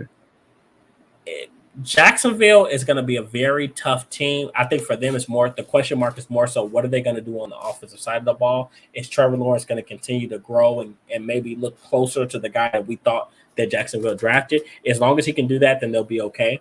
But I'm gonna go ahead and take it. I'm gonna tell you this. I had a gut feeling to take Jacksonville last week. I didn't take them. They won. I'm gonna go ahead and I'm gonna rock with them this week. So I'm gonna go and take Jacksonville and a close game and a thriller. I'm gonna go 23-20 Jacksonville. And Justin Herbert is hurt. That rib ain't no joke, man. Just about to say, not sure about Justin Herbert's status as of yet. So I think that could loom large in this game. However, I'm still gonna go to LA. Justin Herbert is available, I think that they win this game. If Justin Herbert plays, I'm going Chargers. I'm trying to give a score because I do think the Jaguars are going to stick around. I do think it might be a bit of an uglier game or a lower scoring game, but you know what? I'll take the I'll take the Chargers. I'll say 2013 Chargers. I do think the Jaguars will hang tough. Next game, another divisional game. LA Rams at the Arizona Cardinals. The Rams are 3.5-point favorites. Who we got?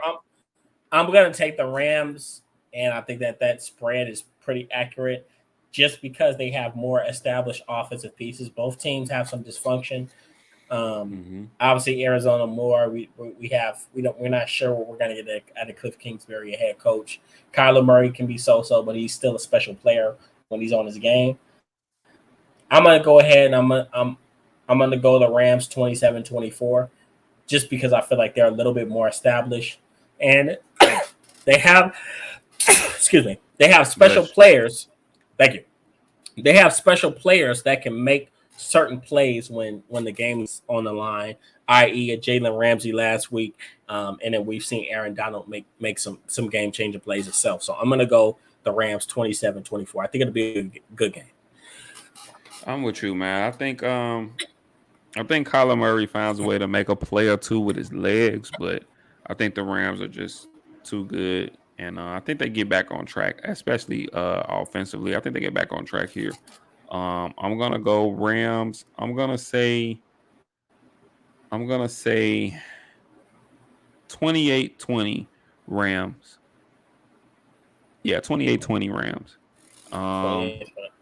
Falcons at the Seahawks. Atlanta Falcons at the Seattle Seahawks. Ooh, fun! A fun, feisty game between two teams. I'm gonna go Atlanta. I think Atlanta gets their first win.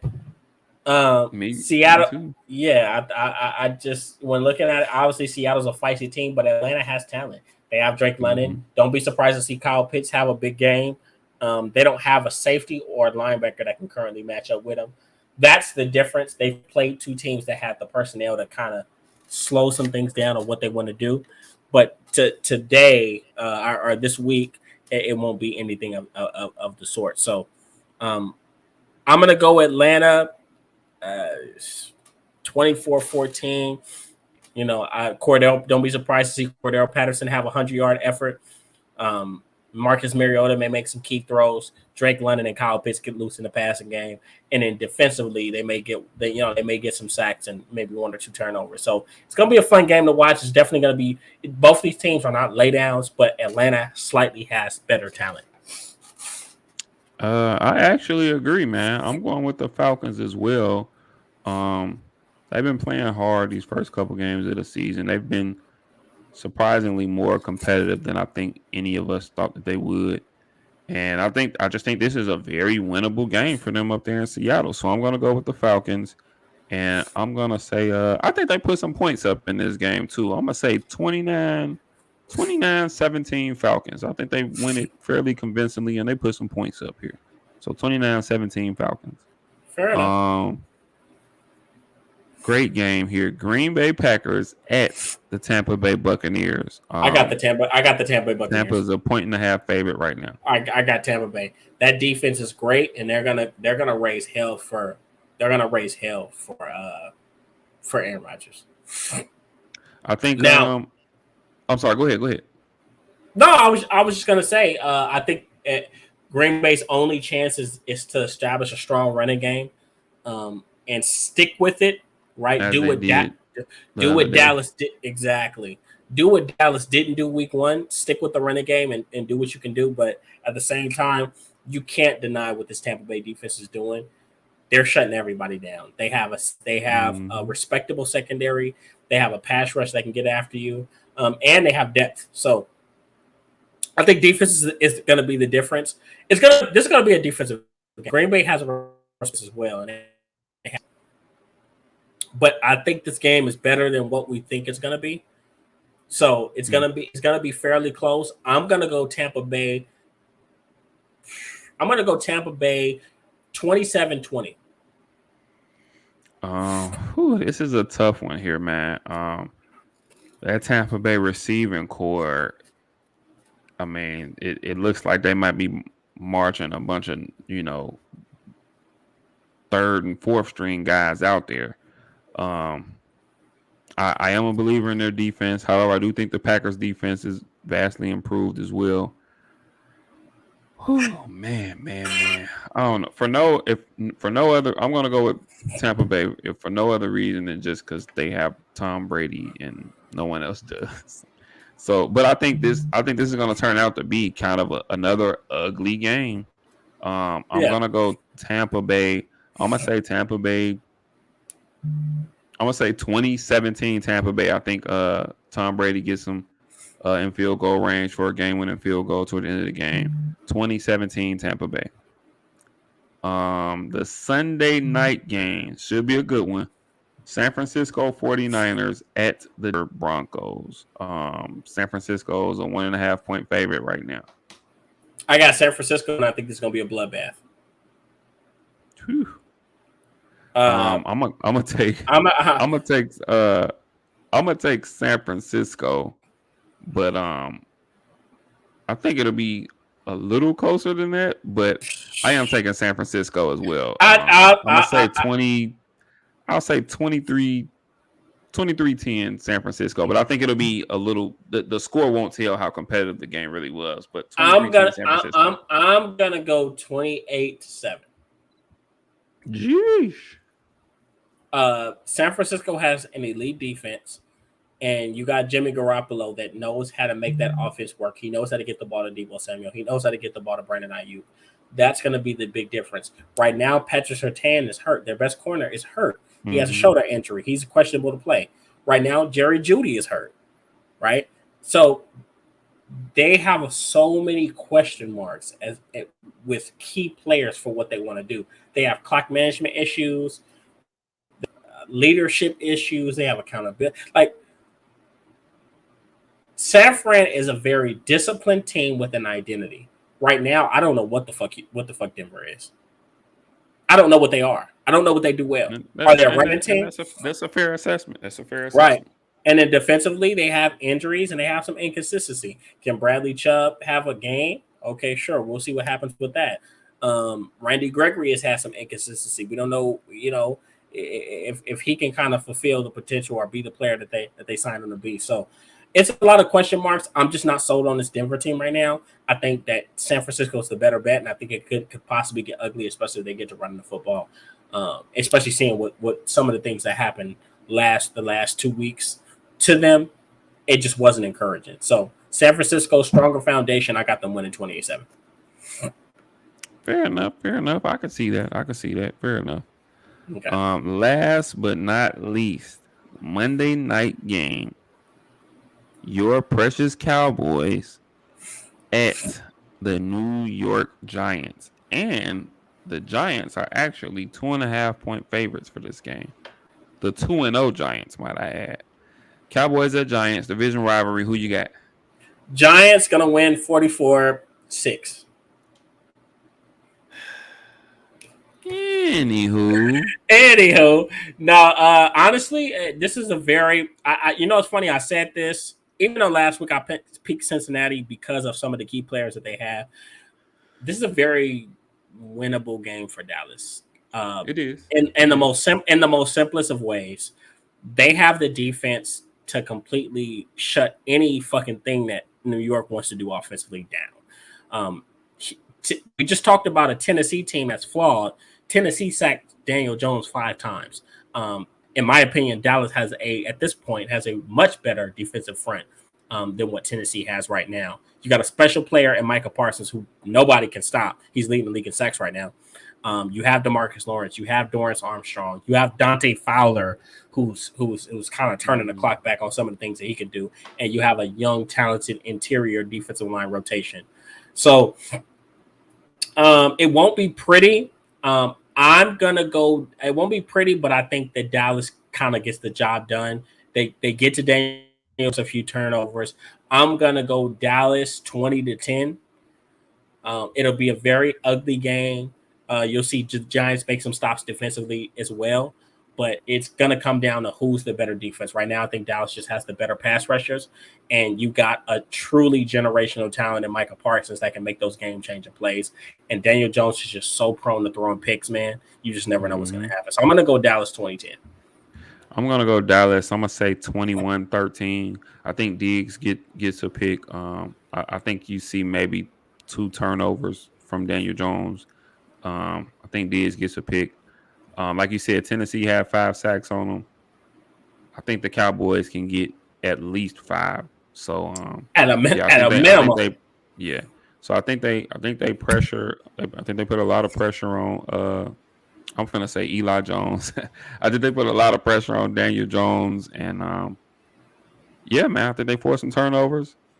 21-13 Dallas Cowboys, and all of a sudden they're 2-1 without Dak. Yeah, which is good. I said after week 1, they had 3 games that were very winnable. They just needed to win at least 2 to give Dak something to work with. He probably comes back. I think ideally you should target the Rams game, which will be week 5. But this team with as constructed with this strong defense, you could beat a New York. You could possibly even beat a Washington, I think, with some of the mistakes that Carson Wentz makes as far as turning I think they beat Washington. Exactly. I know it's a divisional game, but I think they beat Washington. Exactly. So, then you're looking at, okay, can we get, let's give Dak more time. Washington, let's let him wait a week and let's let him come back against the Rams in LA. Give him more time to he's getting the stitches taken out. Give him a little bit more time to heal, get his grip together, and then that's how you move forward. But and then obviously you'll be getting Michael Gallup back, J-Ron Curser come back. You get a lot of players that are going to be getting healthy, and then obviously James Washington will be coming back within the next few weeks as well. So it's going to be a lot of fun to see what this team can be. They're going to be, I think, they're going to be a team to watch because they're in a hole. But if they climb out of this hole, these are the type of teams you don't want to play in December. Teams that go through adversity early in the season and climb out of it, you don't want to see them in December. So it's going to be it's just more of a matter of if they can do it. So I'm excited to see what they do with this opportunity. Weird. But that is our, we've worked through the NFL. We're really closing up. I know I said this about an hour ago, but sometimes we get so into the content that we go a little bit longer than what we originally planned to. Yeah, man, it's a good thing, man. We're giving out phenomenal content here. Great content, right? Word. So yeah, we can't knock it. But closing comments, right? Obviously, we got a couple minutes left. I wanted to hear your really quick, just to kind of switch over to the NBA side, just to let you guys know that we love you guys, and we're not just here talking NFL. We talk all sports and show everybody love. But Swan, I want to hear what are your thoughts and what's your opinion on this Robert Sarver investigation with the Phoenix Suns. Obviously, he was found, I want to say, saying some racial slurs, a lot of inappropriate activity and actions and things of that nature that has got him suspended. What are your thoughts on that situation? Yeah, so for those that don't know, Robert Sarver is the owner of the Phoenix Suns in the NBA, and Mm-hmm. he was just suspended for this entire season coming up, which will be the 2022-2023 season. He was just suspended as an owner. He was suspended for this entire season, and he was fined $10 million due to the results of an investigation that started on him last year, and basically it just found that he didn't have a or he helped produce a culture there that wasn't good to the brand of the NBA, should I say. Um, He's couple the of the Dan he's the Dan Snyder of the NBA. the Dan Snyder of the NBA at this present moment, yeah. Um, just a couple things or a couple incidents to throw this out.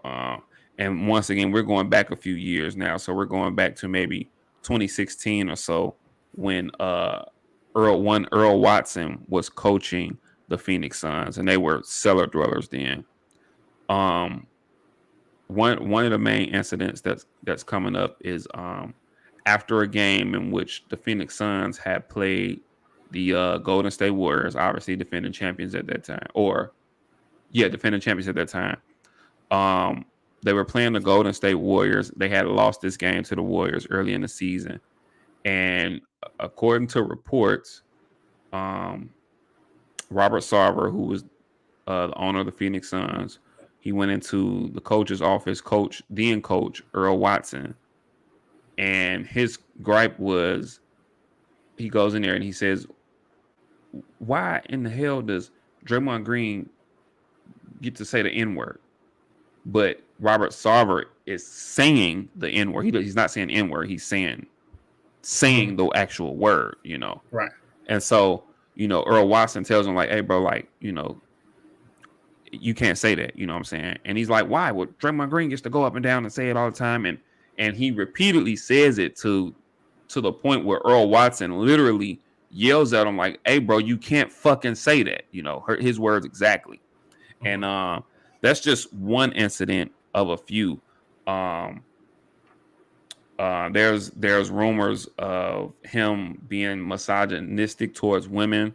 There's a rumor that in the team's office or whatnot, he was passing around pictures of his wife or something, just saying it was something to the fact he was passing around pictures of his wife and kind of saying like, this is what a woman should look like, or just all kind of stuff. And if you talk to a lot of the executives in the Phoenix Suns organization, most of them are saying that they're not surprised one bit by any of the findings because it just almost came to be normal behavior there. And it's to the From him. point where I mean, it's they almost just kind of look over it because it's just expected of him. It was said that he fired Earl Watson because Robert Sarver had got into a dispute with Rich Paul, who's over Clutch Sports, and Clutch Sports is an agent for Clutch Sports represents Earl Watson.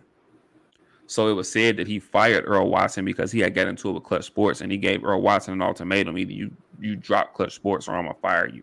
And it's rumored that that's why he got fired. He's just seemed to have been found guilty of creating a really terrible work culture with the Phoenix Suns, kind of similar to, and his name leaves me right now, the former owner of the LA Clippers, and his name leaves me right now. It'll come to me later, but obviously the guy in the Clippers, his situation was worse. Anyway, said all that to say, man, it's no place for that in the NBA. And you've seen guys come out, you've seen LeBron James be vocal and say, hey, this guy should be gone. Now today you've heard Draymond Green say, hey, why don't we allow the other 31 owners in the NBA to vote on whether he should keep ownership of the team or not. It's just no place for that in the NBA. You can't. I'm sorry. If you're not an African American, you just cannot use the N word. It's just how it is. I don't care. Like, That's a I don't fact. care. That's just a That's a fact, bro. fact. Like, I don't care what the concept or why you were saying it. I don't care if you were repeating what someone else was saying. You just can't use that, because that was a word that your ancestors, a term that they used towards us for years, for hundreds of years, you know what I'm saying, to put us down. And now we have kind of flipped it up and changed it. And And now to we make made use it it as more a of a term of endearment. right. But we can do that. And y'all, I mean, they just can't. And that's just Right. what it is. And it's no place for that type of stuff in the NBA. The treatment of women, the passing around, pictures of your wife to executives. I mean, Come on, bro. it's just it's childish. It's nonsense. They say that he's like a tyrant, and people have finally sounded the alarm on him. And after a fairly long investigation, it seems like people have finally figured him out. And some people kind of disagree with the punishment. They don't think it was stiff enough. But I'll say this, and I was actually listening to Skip and Shannon, and Shannon kind of brought up a good point. He said that you got to kind of feel for Adam Silver, because immediately, the very first year when he became commissioner of the NBA, immediately Donald Sterling. immediately he had to deal with the Donald Sterling situation right out the gate. And so he ends up, almost kind of forcing him to, give up ownership of the team or whatnot. And now here he is again in a similar situation. And now people are looking at him in, such a crazy light, like, hey, this wasn't a stiff enough punishment. In which and I mean, you can argue, I feel like Sterling's situation was worse just because they had him On video. this terrible audio of him, terrible audio of him that his ex-wife had of him. But I don't know, man. I feel bad for Adam Silver that he's in this situation. As for Robert Sarver, it's just no place in the NBA, especially in a league that's, I believe, 75% African American now. It's just no place for that type of behavior in the league. A league that's really trying to move forward as far as its progression in women and hiring women in these positions and women's rights and stuff. As many women coaches, as far as like assistants and things, there's as many women coaches in the NBA as there's ever been, and trainers, and it's just no place for that, man. So yeah, man, hopefully the Phoenix Suns doesn't allow this to carry over into their season. Hopefully, well, he shouldn't be around for the year anyway, so hopefully this doesn't become a distraction to them, and hopefully they can go out there and try to have another successful season and try once again, and the operative word is try once again to win an NBA championship. However, I think that's a tough hill for them to climb. Well, no, lots of great insight. Like I said, some of those things I didn't know the complete details to that situation. Obviously hear it in passing and stuff like that. But you're right, you don't want any of that in the league. And honestly, let's look at sports as a whole. Women are becoming such a huge part of sports media, of sports from a coaching standpoint. You're having female officiating sports and things of that nature. It's just sports is changing. All from all the way across the board, right? Regardless of what sport you talk about. So, misogynistic behavior is no place for that, and you definitely don't want to have any. You definitely don't want to have a toxic work environment. That's why, like I said, I called him the Dan Snyder of the NBA, which I think is a very warranted comparison. I'm gonna stick to that one. Oh yeah, and public service announcement, guys. Like, women have rights, and they have had rights for quite a while now. And in case you're not noticing, not just in sports, but in this nation and across the world in general, women, and rightfully so, women are more empowered now than they have ever been in any time in history. You know, the days of women just sitting back and That's just over. playing in the background and not speaking their minds, not That's over. advocating for themselves and for other women, and It's the done, though. days of thinking you can just talk and act and treat a woman any type of way are over. These Yeah. women are empowered, and rightfully so. They're beautiful, they're intelligent, and they're proving that they can be just as successful in this world, just as dominant, just as whatever in this world as men can. And as men as a whole, we have to respect and love and cherish our women. 100%. 100%.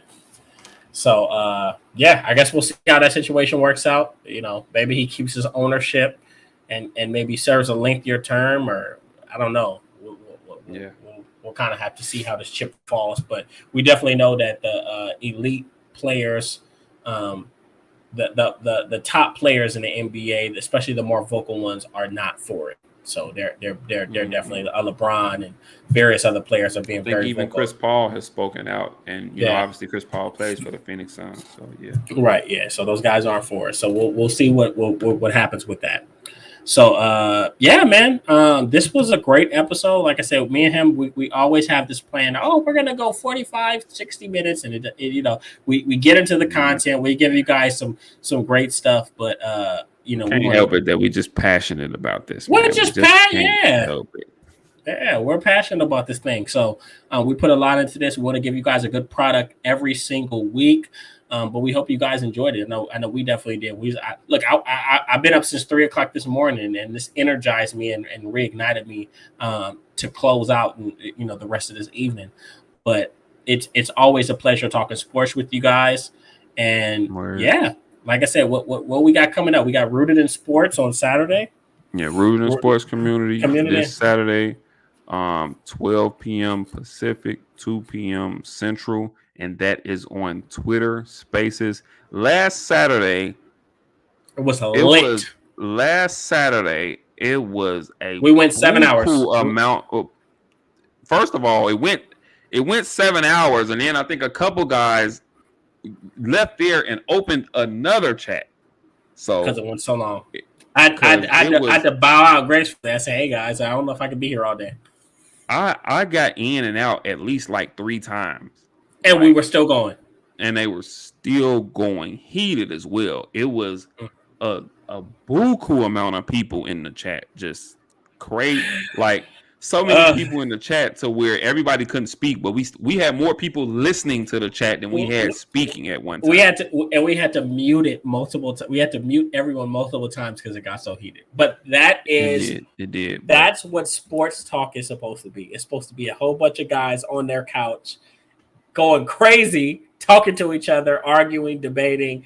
And I loved every bit of it. It made my week. And it was beautiful. So yeah, Rooted in Sports Community on Twitter Spaces. 12 p.m. Pacific, 2 p.m. Central. Obviously, go like and subscribe to the Rooted in Sports YouTube page. Go ahead and follow the Rooted in Sports Instagram at Rooted in Sports. Just that simple. You can follow me at ISWAN, ISWAN _0623. And what's your Instagram handle? Tiberius 519. Tiberius 519. And I think that's it. Break Room Breakdown. Break Room Breakdown. Episode coming soon. Should be next Tuesday. We're actually going through a rebrand, so look forward to. We'll be moving more into some video stuff. A little bit similar to what me and Swan are doing. But similar content to what you usually get from the Break Room Breakdown, education 101 based. So it's going to be very fun and exciting to watch. But rebrand coming soon. We'll be doing a relaunch open in January. I'm moving some things around, so it's going to be a lot of fun to watch. So just stay tuned to what's coming with the Break Room Breakdown. But yeah, outside of that, you guys, it's been a great episode. But we got to close this thing out. I want you guys to enjoy the rest of this week. We got a fun game on Thursday, and we got a great sports week coming up. You guys just have fun, and we also got college football, which we still have to address a lot more. A lot of fun things happening. Word. It seems like a new team is losing every single week, but we'll definitely talk a little bit more about it in the coming weeks once things start to settle down and we start to figure out who are the true best teams in college football. But outside of that, Swan, you got anything? No, that's it, man. Much love. God bless. And we will see y'all same time next Tuesday. Next Tuesday. All right, Much guys. love. Much love.